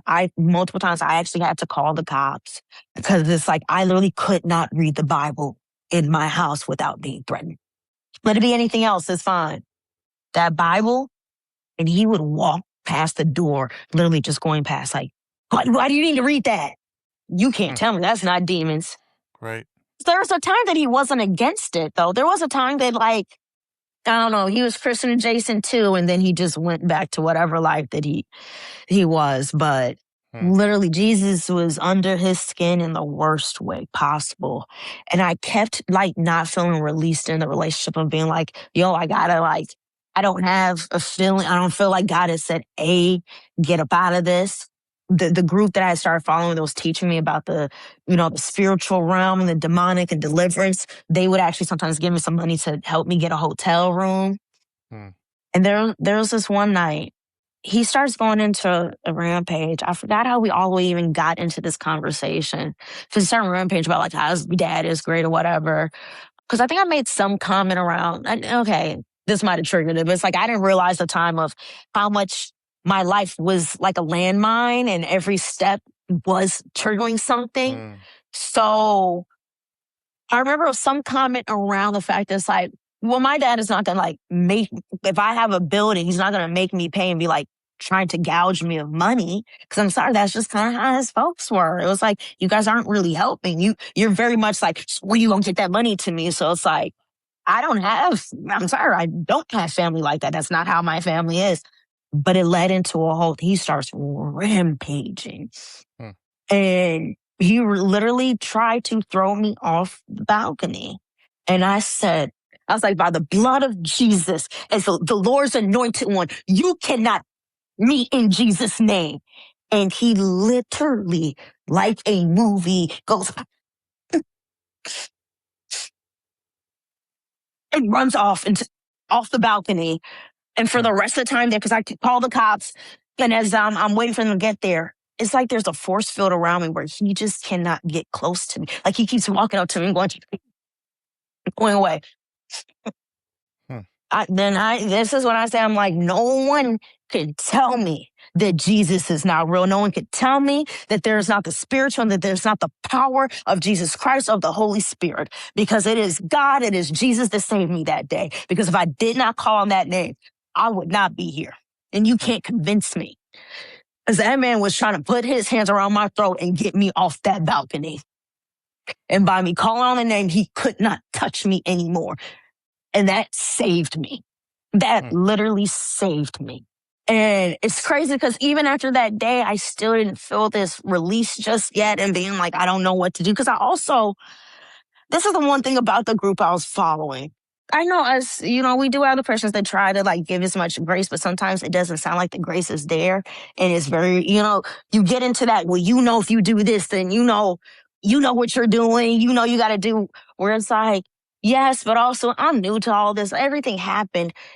And, like, everything is real fast, short periods of time of drastic changes, like extreme changes happening. This, like, I'm not even having time to process what just happened a month ago, a week ago, a day ago. I'm on to something else is occurring. So I kept feeling like, I have to stay in this relationship. I have to do this because if I get divorced too, then that's, I'm going to let in something and all this stuff. But the last time that I found him hiding drugs, I said, Lord, that's the last time I was like, I actually felt released, like I can be done now. He has chosen that is his master. That is who over any healthy relationship, over anything good here. That was a hard decision to make because it was just like so much spiritual, so much crazy stuff that had happened. It's like, I wanted him to actually be with me on that walk and really, like, come to the Lord. Cause it's like, my mind says, how else, what other option is there? My mind's like, there is no other option than going to Jesus after everything that happened. It's like all that occurred, and you're still choosing this over any bit of good in your life. And it's just so sad because, like, at that point, I've had a church, I've had community, I've had something that's just like so much good has happened. He was actually low-key mad at the fact that I was blessed. I'm like, well, we're married. So, like, if I'm blessed, you're blessed. But somehow you think this is a competition. But I should have known that because even before we got married, we got into the spiritual. he would sometimes give me competition energy, like when we would go out. And then this may seem stupid, random interjection, but when we go out to the club and stuff and dance, it felt like he was competing against me instead of trying to like dance with me as a partner. It would be like, oh, you're trying to like beat me in a sense and steal the show. Like I could feel that energy and be like, this is weird. That's weird to me. It would make me not even really want to do anything anymore because they'd be like, okay, you're trying to compete and I can tell, I can feel it. You're not just like, but I didn't think. So if you look back on it, you go, yeah, a trillion warning signs, but for some reason, I thought that's okay. But also, this is where drugs doesn't help your judgment and it's going to wreck your spirit. So you're just out here being stupid left to right. So many things. I know other stuff will pop up in life because randomly I'll be like, I'll do something random and then I'll just get another memory of like, what happened? Did occur. Oh, yeah. That was crazy. This is just like so many different things happen. This is just like a summary and trying to at least go into I've been trying to at least keep it chronological. Yeah. That's the only thing I can at least do because I'm just like, I know I just jumped some points, but it was just a good period of time before I actually came to Jesus, a bunch of spiritual and then fully coming to the Lord and then basically being threatened by him. Because it was like he was in such resistance to Jesus. And there was a little period of time that it seemed like we were getting there, though. It seemed like we were kind of getting there together. Because he's actually diagnosed bipolar schizophrenic. Unfortunately, a lot of things that have happened that have been unsavory, he just somehow doesn't have a memory of. That's why I do believe. I'm like, no, I believe he was wholeheartedly possessed in those times. Because you're telling me no time that he ever put his hands on me, he actually literally does not remember. And it's like, what are you talking about? You don't remember it at all? You're lying or not. I do think something actually really kept taking over you because you weren't you. Your eyes would turn, his eyes would turn like all black. It's like, no, like I would, not like the whole thing, but it's like, that pupil's a little way too dilated. That's getting kind of insane. But yeah, diagnosed. And there was a period of time where he actually wasn't taking his meds and he was fine. And this is the thing behind it. I believe God set something up, but he keeps letting in those fears, keeps letting in whatever fear that destroys it. Because one day he's going to go pick up his meds and I hear the door and I'm just like, how are you back so soon already? And he's just like, when I was on the way there, he said, God said not to do it, to trust in him. And I'm like, what? He's like, no, like he really did. I said, okay, let's say I do think God did. Go and at least still get the meds, at least so they're here. As he's gone, I actually pray and I ask God, and there's no delay on the answer. He was like, that's me. He's like, do you not believe that I can do that? That's what he was like. Do you not believe that I can do that? That he can be fine in my power? And I went, what? And I remember I just started crying. So I'm like, oh my God, I'm over here doubting that God can make my ex dependent on him and it'd be okay. And he could actually be healed and fine. But during the time that he's not taking the meds, he is in a clear state. He's actually like reading his Bible. He's in like a clear state. They start gaining a little healthy weight and stuff. Like things are good. And then one day everything just starts going downhill. And I'm like, what's going on? Looking back, I think it's more than just that he took the meds again. I honestly believe that he secretly smoked meth again first. And it's already been established. I think there's some things that even if you don't have a full conviction on it, if you have now been told, especially like with a spouse situation, I had already said that is opening up a doorway. Whether you believe it or not, continue to do that. It's going to do that. So even if he has a full conviction, I do believe it's like but you still open that up. You still did something that has already been told you that this isn't going to be good to do. So I think he did it in secret like he's done other times. And then now the voice is saying, no, take the meds and do this. And now you're taking the meds and now you're doing that. And now you're no longer in alignment with God. And you actually done forgot. I think he just forgot him immediately and went right back into that. And I remember like having to try to explain to my, my mother-in-law at the time of trying to explain of like, God said this, but like now I sound stupid. Cause I know it's like, I guess he wasn't taking it, but he was perfectly fine. And God said to do this. And as soon as he starts doing it, but nobody wants to listen to the fact of once he starts taking it again, now his mind is back wrong. We don't think that's weird. We don't want to look at that at all. Okay, great. Let's just keep ignoring that. Just like his dad keeps ignoring stuff about spiritual. Like, he knows something, but he just doesn't want to talk about it because he's too afraid. And that could be a generational fear. I really do think that's the spirit of fear in his family.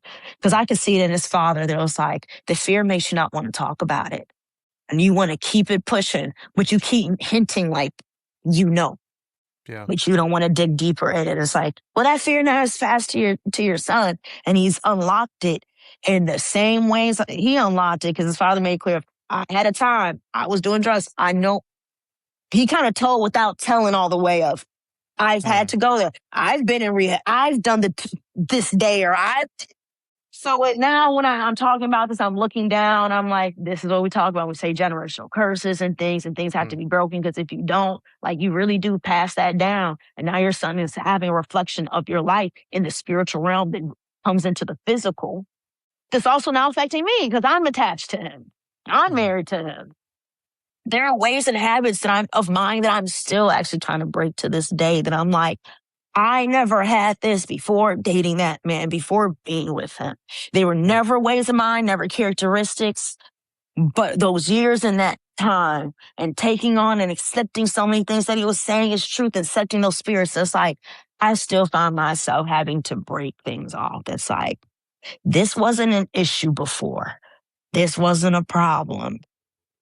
Okay, so I was then trying to get family members to start doing tarot, and I'm so happy no one did. I'm so happy my sister actually didn't thought I was just a part of a cult, to be honest. And still to this day, she still kind of thinks, she's like, no, you might have. I'm like, I wasn't, but yeah, I was really trying to do the whole, it's just about intentions thing. And that is such a common trick in the spiritual realm is the whole, no, it's not actually bad. It's about how you do it.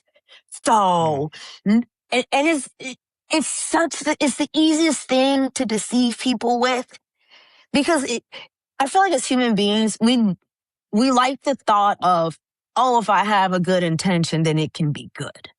It gives you the out as well. Even if you mess up, it kind of gives you the out to say, well, I had a good intention. So, I messed, whatever. But it's like that whole intention stuff. So it keeps people bonded. And like I said, I ended up getting caught into that whole thing. And that's why there was a period of time I was really on this like Christians and pagans, not that different. All this stuff is actually really not that different. It's all coinciding and interloping and just, you got to have your intentions about how you do things and whoopity-doo-doo-doo. It's like, oh gosh, I'm out here sending people off. And I'm happy though, like I said, at least with my family, that they're like, yeah, you could just speak whatever, but we're not about to. And it's like, good you didn't get into that. Good you didn't start practicing it. Because what if I would have been that influence? It's like, I don't want to be a stumbling block without me, And so, it's just crazy how, that tries to get spread. And with my ex-husband, because by the time, actually separated, I moved out. I actually ended up moving in with a coworker. And she was all about manifestation, your intentions. Let me go to a reader. Let me do this. And I remember trying to explain to her, like, yeah, it doesn't matter your intention, doesn't matter this. And she's like, why can't it be used for good? I don't get it. It doesn't seem bad to me. That used to be her thing. Like, it doesn't seem bad to me. It's not bad. It's not. And the irony with her is that she never practiced herself. It's not like she went and started reading cards herself and looked into his or did anything. It's never like she ever started practicing things herself specifically. She would just go to, other people, healers and this and that. And I know at some point I was like, oh, I got to get up out of here. I'm already having my own struggles. I'm already in the midst of like going through a divorce, going through that on a spiritual note as well, because the amount of shame, guilt, and condemnation around it, just dealing with that. And then it's like, oh, I have this woman who's actively pursuing witchcraft. She does not want to listen to the truth about it, even though I'm telling her, I didn't go to a reader. I was the reader. But we want to go and reject the truth because it doesn't fit her narrative that she would like. Even though this is what made me actually like genuinely sad when it came to this woman is that every time after she went and got a reading, her life would go downhill in some form or fashion. It would just start going downhill. It would be something extreme that would happen. And it's like, you're telling me you're not noticing the pattern? You're telling me every time you go to the reader, why is it the next day or even that day after, all of a sudden you're extremely emotional and everything is so intense and your skin is literally like healing up because of the stress that's happening, where it's like, no, there's something going on here. But no, it's not the reader. It's not that. No, she's telling me the truth that, me and this guy are meant to be. And it's like, and you're stalking this man. And I'm not like, she tried to get me to do a pull-up on an address she shouldn't have had, but she Googled and researched and used Google Maps to go and look at the place and say, that's the place. And mind you, this is a woman who is 12 years older than me. This is where, like, age really doesn't matter. God will literally use someone young to show you that that means nothing. Wisdom doesn't necessarily come with age. Wisdom really is from God. Like, because it's like, I'm trying to tell you, and I understand you have this kind of church hurt thing, but it's actually not a church. I think people use that term sometimes a little more loosely. It'll be like, so what happened to you in church? I'm like, well, nothing happened to me. So why are you so hurt against it? Like, the church didn't do it. There are some people who genuinely do have church hurt. They were given hatred, and I get that. But it's like, please explain to me. Give me the answers. Make me understand. And you don't have anything except for what you're made to go to church, like a lot of us, because we're raised with our parents who are going to make us do things, whether it's church or something else. Yeah, I know. You don't really hear a whole lot about chore hurt, right? You don't really hear a whole lot about, but church hurt. It's interesting. As funny as I think the chore hurt thing kind of could be, but the church hurt thing I think is interesting because a lot of people who've come from it and then have kind of subsequently come out of it, they realize, the hurt was with the people, but not with God. And I think a lot of people, when they talk about church hurt, they try to equate that with God right away without really looking into it, because a lot of people kind of have this mentality that, well, if I go to church and the pastor says something, well, he's the spokesperson for God, so I should trust what the pastor says, or what, anybody in the any of the elders or councils or, whomever, I need to trust what they say. And if they hurt me, therefore God hurts me. But at the same time, even like the woman that you're talking about who you were living with for a short time, oh yeah, she's down to go to tarot, but she won't tarot herself. And it's like, okay, so she'll go to the representative of tarot, but she won't dive into it and really see what's at the bottom of tarot if she like looks into it long enough. And even that idea of like, oh yeah, like she feels good that day or maybe for a little while, but then all of a sudden she crashes out.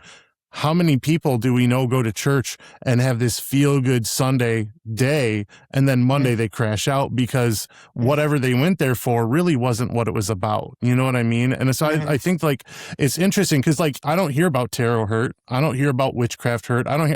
Not except for people who did dive deep into it and then are coming back out of it on the other side, realizing like, wait a second, I saw what was actually in there, But even you were talking about with the intention as well. That was something that I remember talking to another person, Shantara, a long time ago. She had talked about, when you're making intentions, what you're really doing in the spiritual world is setting contracts, and you might not realize it, but that's exactly what you're doing. And so when you make that intention with that tarot reader, like, oh, I intended good things out of it. Well, first of all, who gets to define what good is? because it isn't you. It isn't me. Yes. So you might have thought it was good, but you're setting intentions and making contracts on things you don't even really know about, in the spiritual world. So I think that that's one of those things. I don't know, just like all that kind of like popped up when you were sharing about that. And I think that that's one of the real challenging like things to fall into is everybody wants to, talk about witchcraft and like it's good or I can be a white witch and I can, do all this good magic and I can help people and everything like that. Well, who defines that? Who gets to define that? Because if it's you, then we all really have to catch up because apparently you get to make the rules for everybody because there has to be one good. There has to be one good path, one good approach. And as Christians, we believe that we know that good approach to be Jesus Christ himself. But we have all these other people who are like, oh yeah, no, I mean, it's good. It's fun. It's hokey. It is what it is. But it's at the end of the day, you're setting contracts for things that you're, I don't know, paying some lady $100 for to flip some cards for you. And you don't really think about it, Right. All this stuff is crazy when you think about it and how it works. And people go into stuff really in this innocent way, but it's like, no, but this is much, much bigger than that. Like, it's not actually just a simple thing. Cause like now you're in contract, you're in agreement with whatever spirit that's not of God. And I do think there's this like arrogance that like human beings have where like, if we can create what's good, we feel good about that. But it's like, what?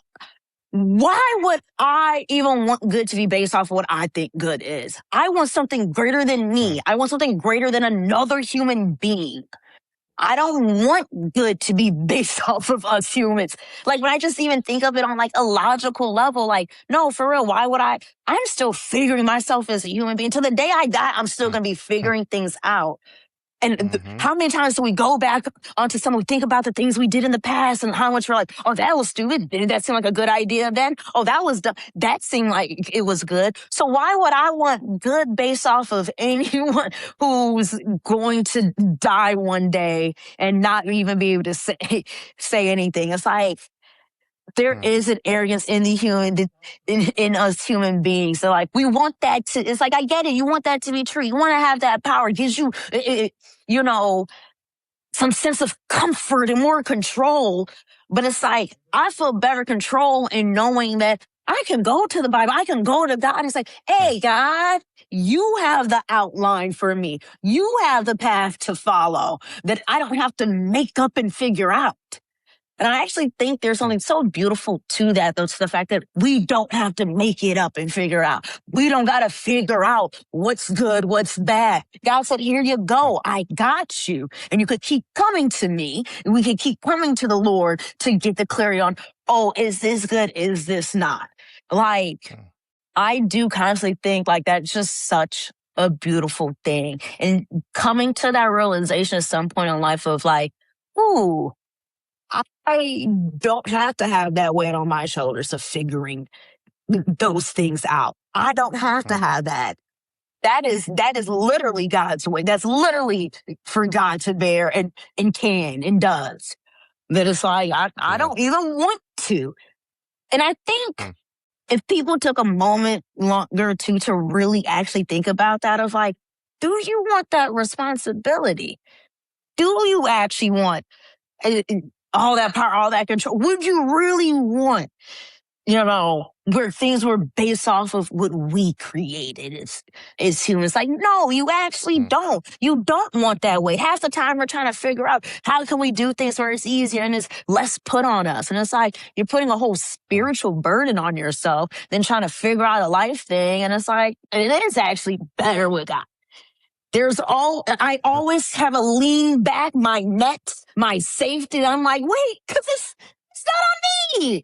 That's how I feel like I'm free falling. It's like, no, I'm not free falling. There's a giant net, there's a giant cushion there. Yeah, it reminds me of, and I can never remember what psalm it is. It's several psalms too, but it's the one where it's like the waves are crashing, the mountains are like all this catastrophe is happening around me. And then there's this verse that says, be still and know that I am God. And that term be still can be translated as don't move, but it can also be translated as let go. And I think that that's one of those things where it's like, yeah, chaos happens around you. You think you have a harness on all the chaos that's going on around you, but like until you decide to let go and let God be God and do what God does, you're going to be stuck in that same feeling. You're going to be stuck in that chaos. You're going to be stuck in that, oh, I was filled with good intentions. I knew what I was doing. Like, I mean, I can't tell you if you can make a right decision about something that's going to happen to you a second from now. I mean, you can look both ways and cross the street at any point, but somebody can turn without you noticing the next second, and that's it. So it's a good decision for you to cross the street, but was it the right decision? You know what I mean? And like, I think that's a hard thing, is like, we think that we know what good is. We think that we know what good looks like, but I've only been able to have, experience for 40 years, I mean, I can't tell you what good looks like to an 80-year-old because they've had twice the life experience that I've had. But now let's think about, like, what about God? What does God know? Where has God been this whole time? And obviously, like, he knows the whole path from the beginning to the very end. He knows all the routes. He knows every way that we get there. And so to say, oh yeah, I can think of what's good, is to say, like, I know better than God. And that's a really a tough hole to dig out of, I'd say.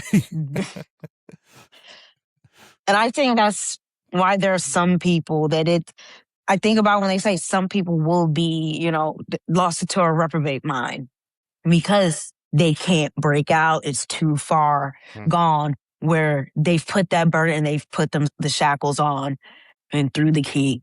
Sometimes though, that does sadden me because you don't know who's technically going to be in a reprobate mind. I remember I've had a couple back and forths with people online and stuff.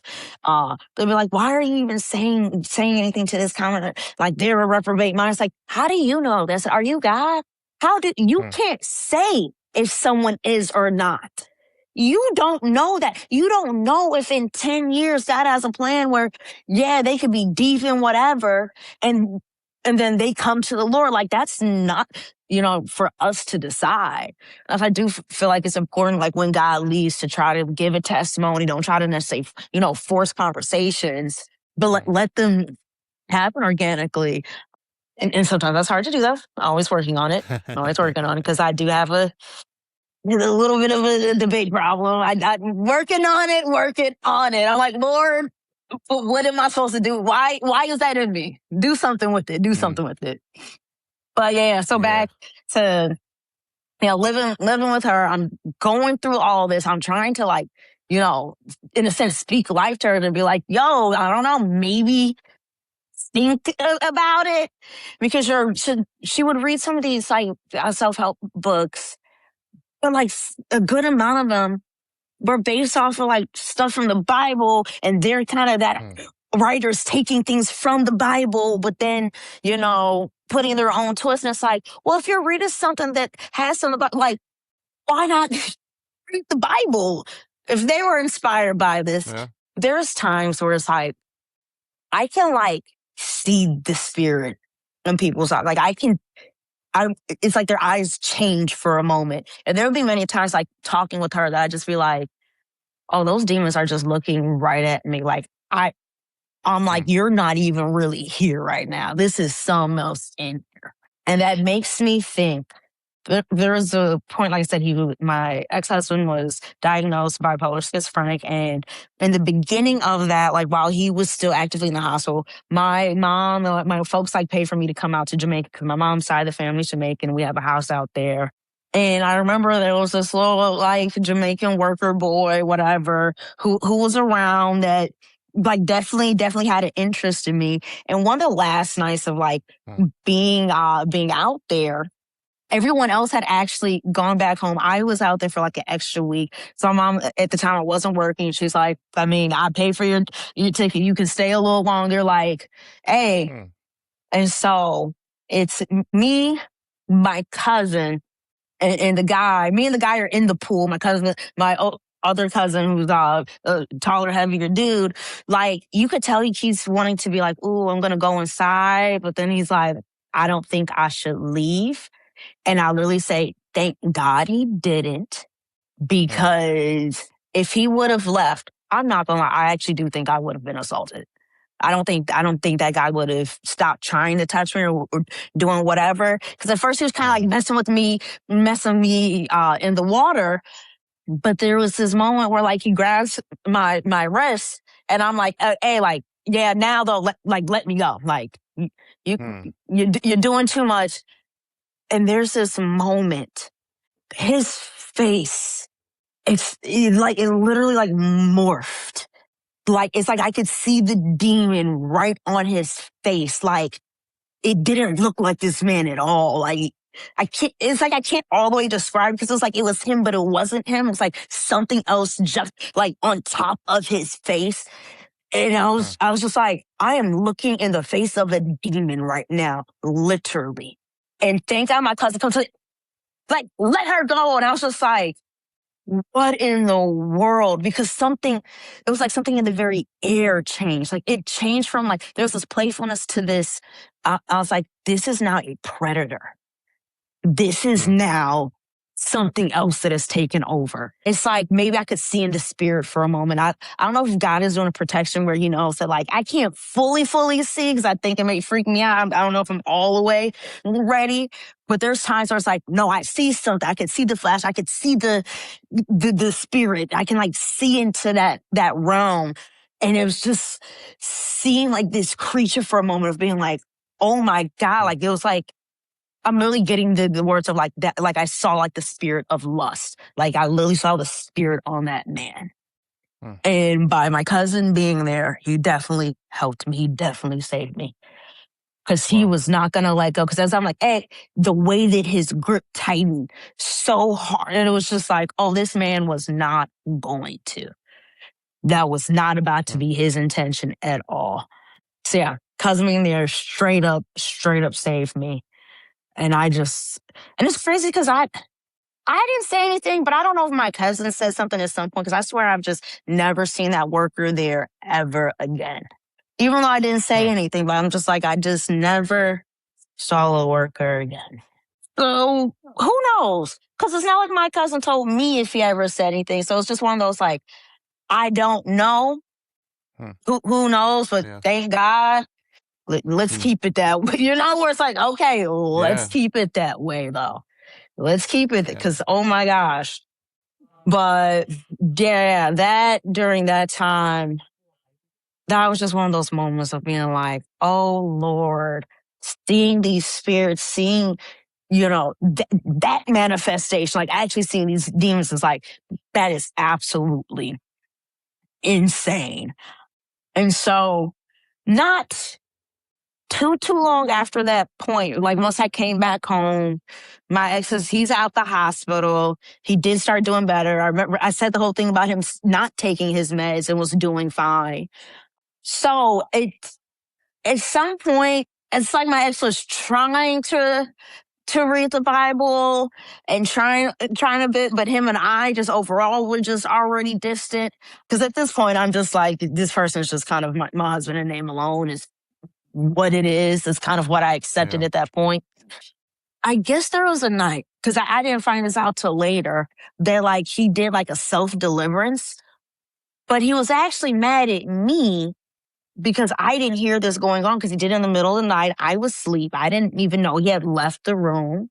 I actually had found like olive throw up like later that day. That's what led into the conversation. Because I was like, what's going on here? Like, what's with this puke pal and what's happening?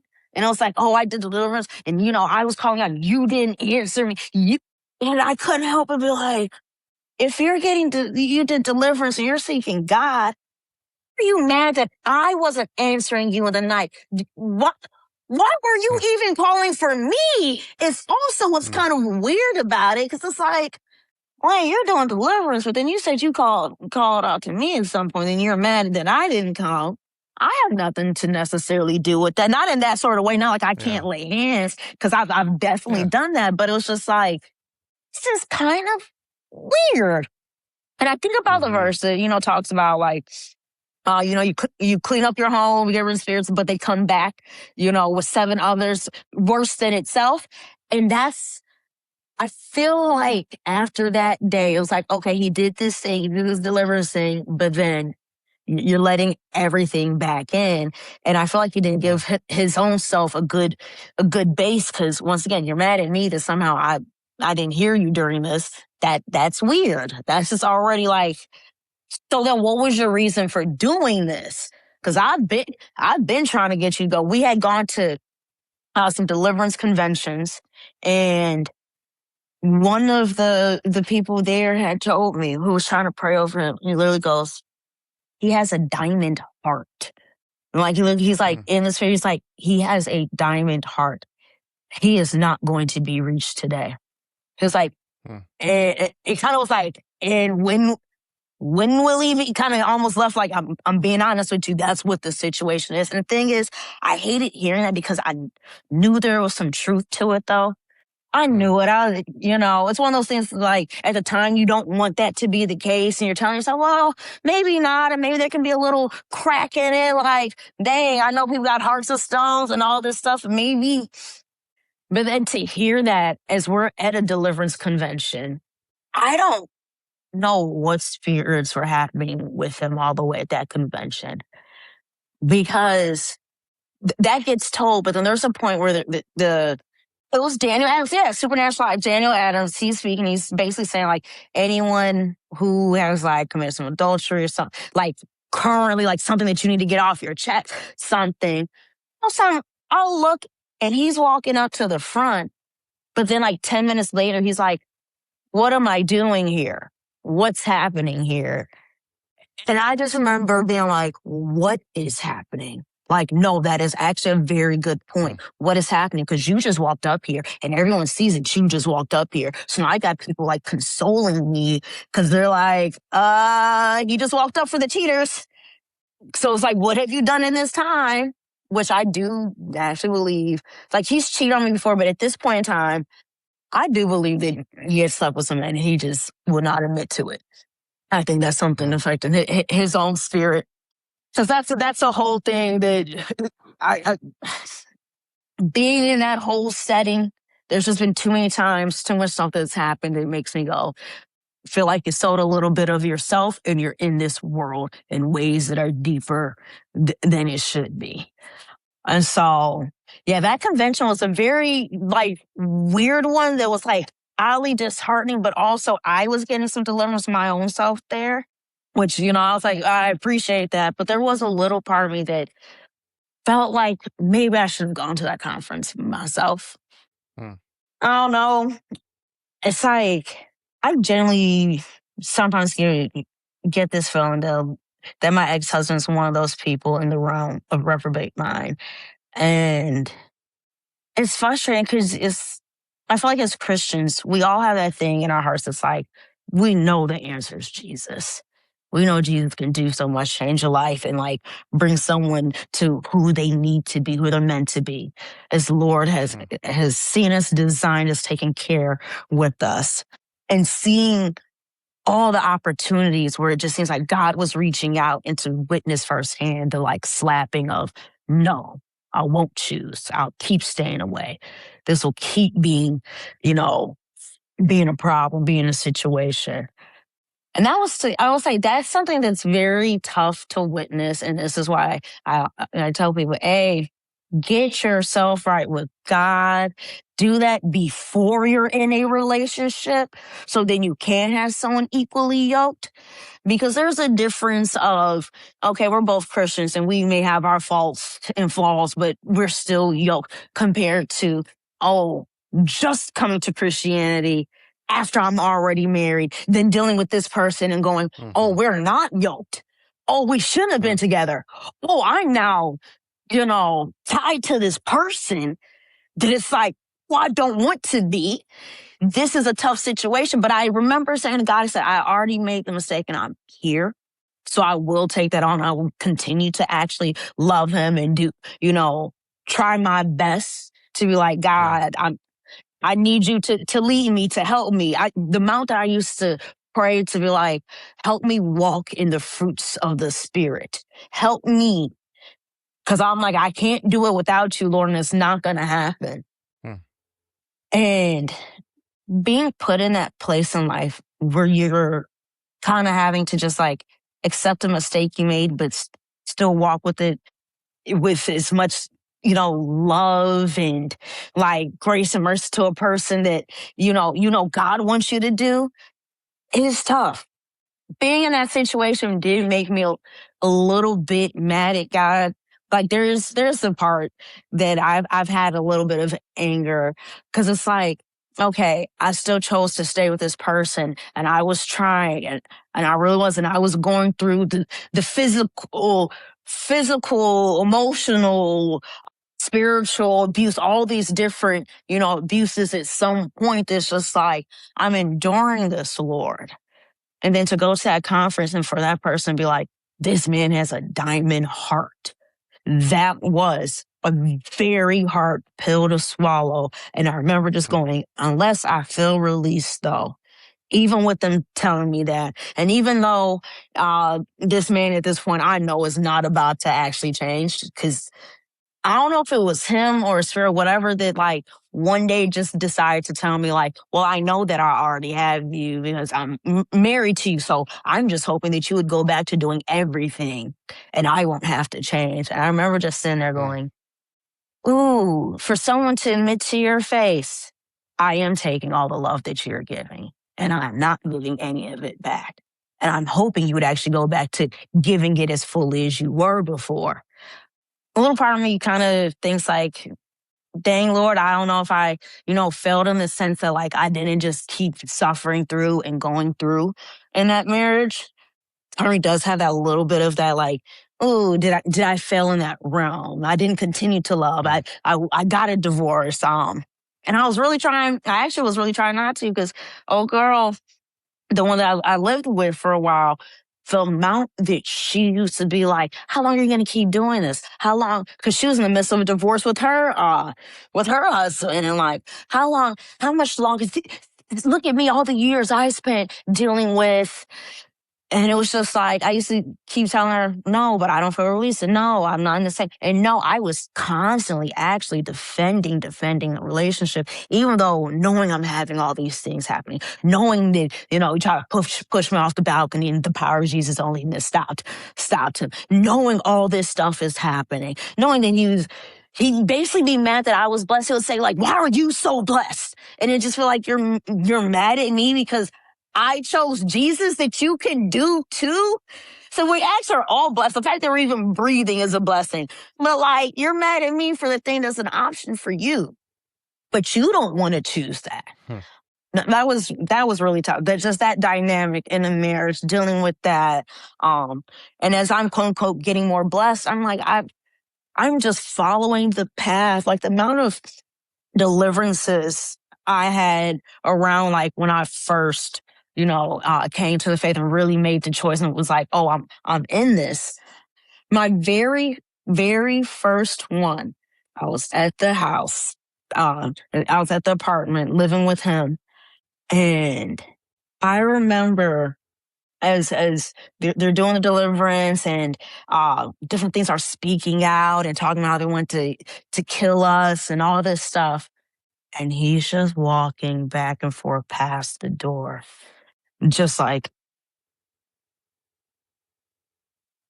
continues to just walking. Mind you, I'm in this like Zoom deliverance for like an hour or so.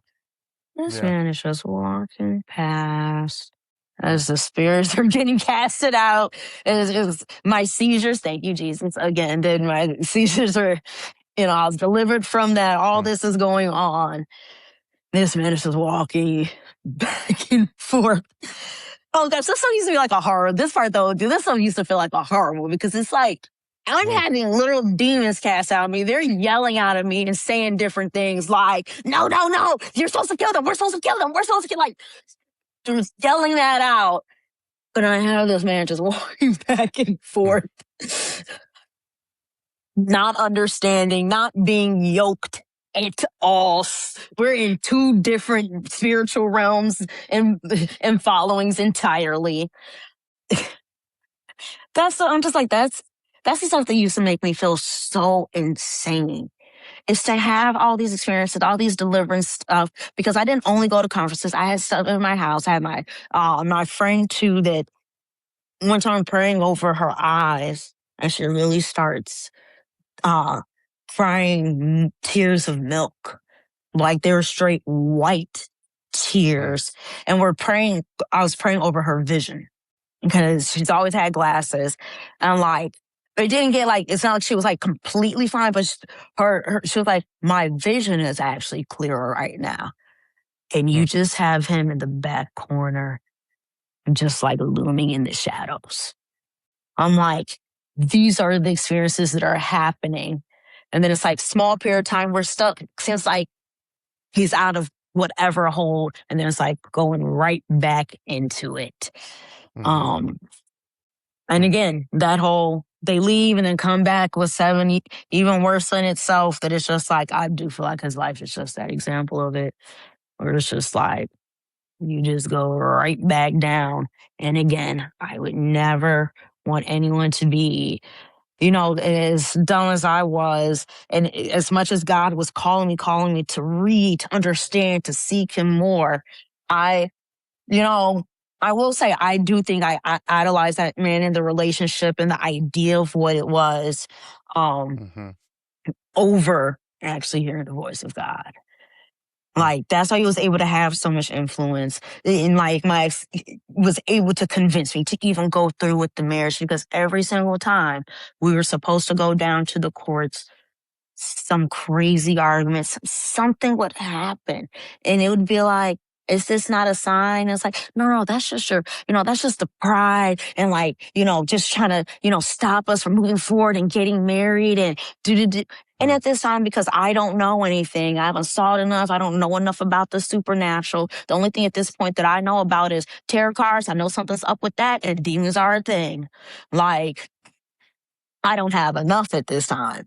But I'm just like, if I would have actually, chosen this path sooner, really had seen where God was trying to lead me, it's like I wouldn't have, gone through the years of abuse and feeling like I'm losing my mind and being, coming home and having that wall of the fear and whatever spiritual realm that I was stepping into every day. It's like, I don't want anyone to ever have to go through that, because it's like, no, as much as we watch movies and go, oh, that wouldn't be that bad. It's like, no, if you ever actually have to live a life like any of the horror movies, it's like, it's not a fun thing. It is scary it's frightening until you know where the power is. Like, yeah, it was super frightening until it's like, oh, I have Jesus. Oh, I am protected. Oh, I will be fine. Like, but getting into the workings of what does that look like? How to even get there? Better to figure that out as a single person. And I kind of do get where Paul was coming from when he's like, in my opinion, to be alone. It's like, yeah, so you can have that locked in. Now, I don't believe in this forever being alone, because we're not. But I get being in the realm and space to be built in the Lord before then going and try to combine with anyone else, because then you'll be able to actually have the discernment and understand, like, ooh, no, God, like, God doesn't want this for me. No, I shouldn't move forward in this. I could have saved myself a lot of spiritual trouble.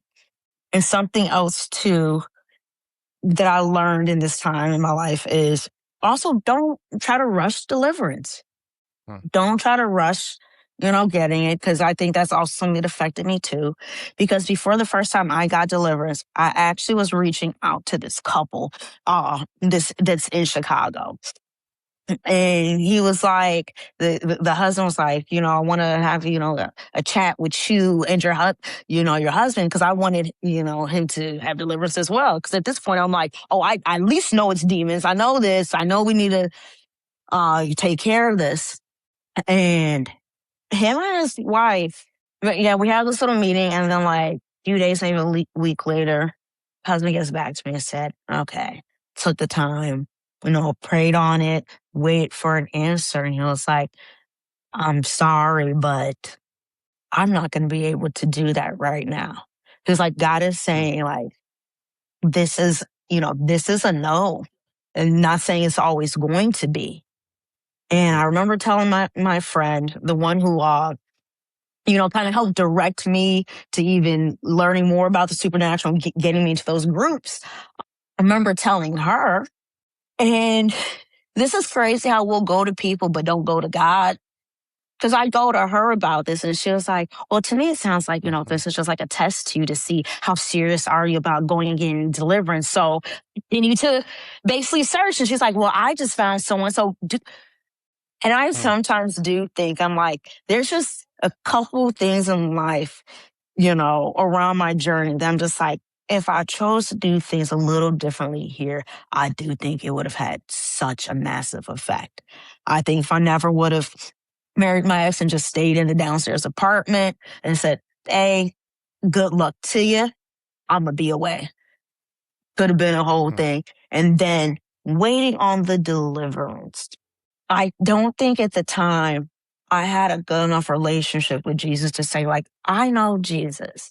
I really know that. Like, yes, I've chosen him, but it was like I hadn't really built up the relationship enough at that time at all.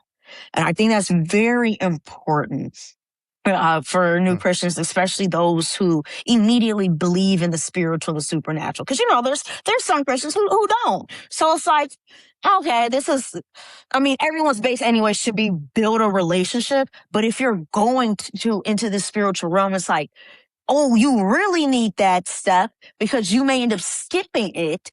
And then you're getting into something deep and you haven't built the base of where your power is, which comes from that relationship with Jesus Christ. Having the relationship with God. And I knew it. It's been you. She keeps doing something I'm now seeing that's making me go, that's the answer. And I thought it was you, but I'm catching you in the act. So actually, I wanna ask, because you were talking about like new Christians. Sometimes when they're getting into the faith, they kind of get into things deeper than where they're at. I would love to know if someone were to come to church for the first time, coming from a background like yours, where maybe you kind of know the right thing, but you're not doing the right thing, or the path you're supposed to go, but you're on the wrong one, or whatever it is. However you want to frame that. How would you want the church to receive that type of person, or to interact with that type of person? Like if this was you and you're just about to get on that road where, you're getting into some of the drug usage, you're in that relationship that is not really what it should be, and you're like, you know what, let me go to church. Like, what would you want that church to do? Yeah. All that, whatever, however you want to frame that. Like, what do you think, I think what I would like, at least I think what I know I would have liked is a church that, first of all, does confirm that like the supernatural spiritual is happening, so you don't feel crazy about that. But first of all, I'll say this, because I had a church that I was going to really love them, but my main issue was that they had like this secret supernatural faction in there where it was like, yeah, we do this, but this isn't necessarily under the pastor. And that's the thing, is that having a church that confirms the supernatural, understand that it exists, but is to the beginners really rooting in, hey, let's build that relationship with Jesus. Yes, you're not crazy about these things. Yes, there's a whole spiritual. Yes, but if you don't have this proper relationship and even understand how to pull on the power of the Holy Spirit by you having, the relationship, diving into all this other stuff is literally putting more of a load on yourself. So yeah, a church that like understood that and taught that and like maybe slowly kind of incorporate of like, okay, this is something to maybe know about this, but this is something to understand. Because like, in Ephesians talking about donning on the full armor of God, it's like we don't wrestle against flesh and blood, because it's like, no, there really is a battle. But if you're going straight into the battle with no training, you're actually not that helpful. Like you may be able to do a few things just because adrenaline and all that, but it's like at some point, like this is gonna kind of come back in a negative way. That's like, yeah, this is why you're probably a little more injured. And now you're stepping back and now you're feeling a certain way because with the the supernatural life that I was a part of, because they were so set on like spiritual this, it was also like, and anytime you step out and do something that you quote unquote know you're not supposed to do, it's gonna get to you. So now you're over here like, oh my God, I smoked today, so now all these demons, and now what do I now I need to repent? And yes, every day we're supposed to repent because we don't know what we've done to sin. You know, some things are knowing, some things are unknowing. Yeah. Yeah. But now you have this whole worry about the demons and the spirits and, oh, what did I just let in? And is it 7 times more? And did it? And now you're putting yourself through all this spiritual heaviness, like literally a spirit of heaviness. But there was like another wording for this type of spirit. There's like, you end up putting so much on yourself. So when you have, you know, a church group like that, that's so focused on the spirits, is so, and I feel like this is kind of what's kind of heard with Pentecostal churches too, where it's like, oh, you do anything off, and it's like, oh, demon, that you actually forget about Jesus. And I think, honestly, that is what happened with me, is I was so on demons. This is demonic. Stay out. I'm doing deliverance. I'm doing all these things with the power of Jesus. And yes, I know the power, but do I know Jesus? And I don't feel like, you know, I had a church or any group that really, you know, helped me with that, to say, hey, I know you've been exposed to some things. Don't stress yourself about that part. Let's get to the root here. Let's build your house on the rock and not on sand. And there's times where I'm like, ooh, half of it was on the rock, half of it was sand. And that's why I feel like there's some things that I'm still figuring out, you know, to this day, and having to feel like, sometimes I feel like I'm starting over. They'll be like, ooh, back to the basics. I don't know, but I remember like God was saying this to me a little while ago. He was like, no, you are back to the basics. It's like it's like, I know the Lord. I had all these experiences. That's why it's like, I'll never say anything against Jesus. I'll never not rep the Lord. But I do also know I spent more time knowing about the enemy than the Lord. And I'm now finding myself having to just kind of start over a little bit.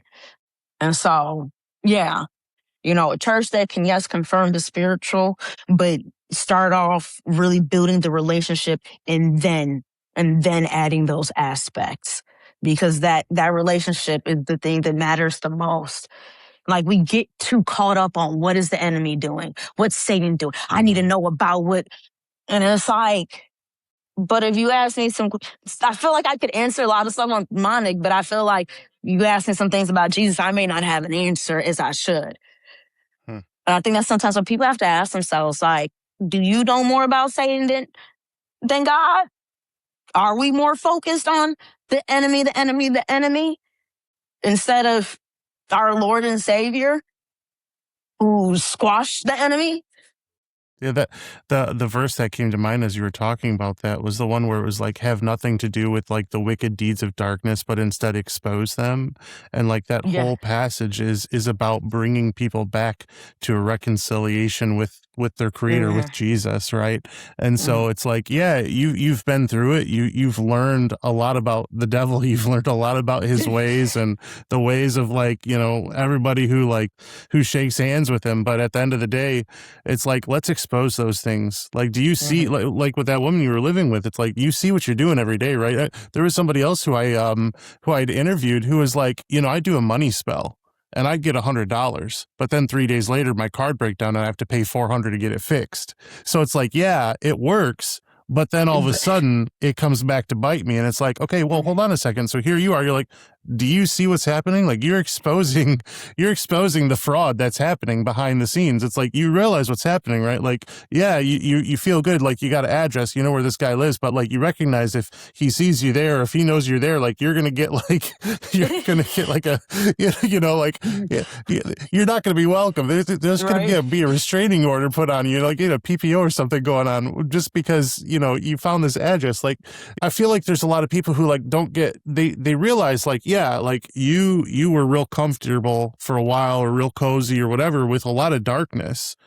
But the thing is it's not that because you've done that, it means you need more this, more that, like whatever. I got to be forgiven more. I've got it. Like when Jesus died on the cross and he said, it is finished, it is finished. Like whatever the contract was, whatever the intention was, whatever the thing was, it is done as soon as you have that relationship with him. So that's the other thing too, that I really like you say is it's like, you know, here I am, like God is saying, like, you're going back to the basics, you're going back to the foundation. And I think the beautiful thing with that is I've been a Christian for a long time and I still feel like that a lot of times where it's like, you start with Jesus and you go from there. So at any point, if you feel like you have an inroad somewhere else, but Jesus wasn't at the start of it, then yeah, walk it back, start with Jesus and go from there. And I think that that's actually, it can be challenging for people because like you said, we want to rush the deliverance. We want to hurry. We want rush delivery. Like we want to keep it moving. But God is like, well, wait a second. You start it the right way. You walk it the right way. You trust me for it, and then you'll get where I want you to be. And so that's one of those things where it's one of the reasons why I'm so happy to interview people like you, people who have gone through and seen darkness that I've never seen, who've experienced things that I've never experienced, because I don't have to experience them for you to tell me, by the way, I'm exposing this to you. This is wickedness. This is darkness. This is not what God has done. And so anybody who's listening is like, well, wait a second. I do tarot. I set my intention. I light a candle. Whatever it is that they do, I burn sage in my apartment, you know, like whatever it is. It's like, well, wait a second. But I thought those were good things. And here I am hearing that they are not good things. And so even if they don't stop, at least they're going to stop and think and think like, well, wait a second. Like, hey, is Justice talking about something that makes sense to me? Or is she just talking out of thin air and just making something up? And it's like, well, hey, you know, if you're willing to try tarot and you're willing to try sage and you're willing to try all this stuff, here's what I would say. Come to church. What is church like? What does that look like? And that's why I like to ask people, you know, how would you want the church to receive you? Because I hope that somebody who is where you were hears this and is like, okay, well, what about church? What is that all about? And you're like, go to a church that understands that the supernatural exists. Go to a church that understands that you've gone through some things. Go to a church where they're going to be willing to work with you and not say like, okay, well, you're bad. You got to figure this out. Good luck. Have a good day. Like, no. Like, let's walk with you through this. And I think that the one thing that I love about church specifically, and that that I think many churches do very well, is recognize that we are a body. And we need the body. And so when a person comes to church and they said like, hey, yeah, no, I used to do tarot. I used to do whatever it is, you know, the church is like, we get it. We've had a few people who've been there. We had a few people who've done that. Like we know what that's all about. And you know what? There is salvation. There is freedom. There is whatever it is that, you know, the church needs to do to walk with that person through that deliverance, through that process of sanctification, of salvation. I mean, like literally starting from square one. It's like, well, cool. All right, we hear you've done all this stuff. Well, what do you think about Jesus? Because I know a lot of people who have done tarot and witchcraft and stuff, and Jesus is a master that they will tap into, that they will call the spirit of Jesus down to communicate with Jesus. And it's like, well, that's obviously not the real Jesus. So you can have somebody who's been walking in the way that you've been walking, thinking they've been talking to the spirit of Jesus this whole time, when very clearly that they have not been speaking to the real Jesus. So yeah, first of all, I really appreciate you sharing with me all of the things that you've gone through, good, bad, and anywhere in between, because honestly, God can take all that stuff and use that for his glory. And I pray that what we're doing today is exactly that, just using your testimony for his glory, that, you know, one more person gets to see the kingdom of heaven, gets to spend eternity with God. But I know that this testimony isn't it. Obviously, there's more. There's much more to your story. Absolutely. Yeah. Again, Justice, I really appreciate you sharing your testimony on Martyria, and man, what a wild ride. Like what a wild ride that God has brought you through. This is awesome, though. It's awesome that you're on the side of Christ, and I know that because of all the things you've been through and gone through, and where God has brought you from and is still working with you on, I know that he's going to use you for things that are just amazing and so needed for his kingdom, you know, that he's asking the body to join with him to do. That's awesome. And I thank you for having me on here, being able to, you know, share my story in this space where we've basically at this point had 3 hours worth of of talking with. I didn't know it was gonna be that. I knew I had a lot, but I'm glad this happened.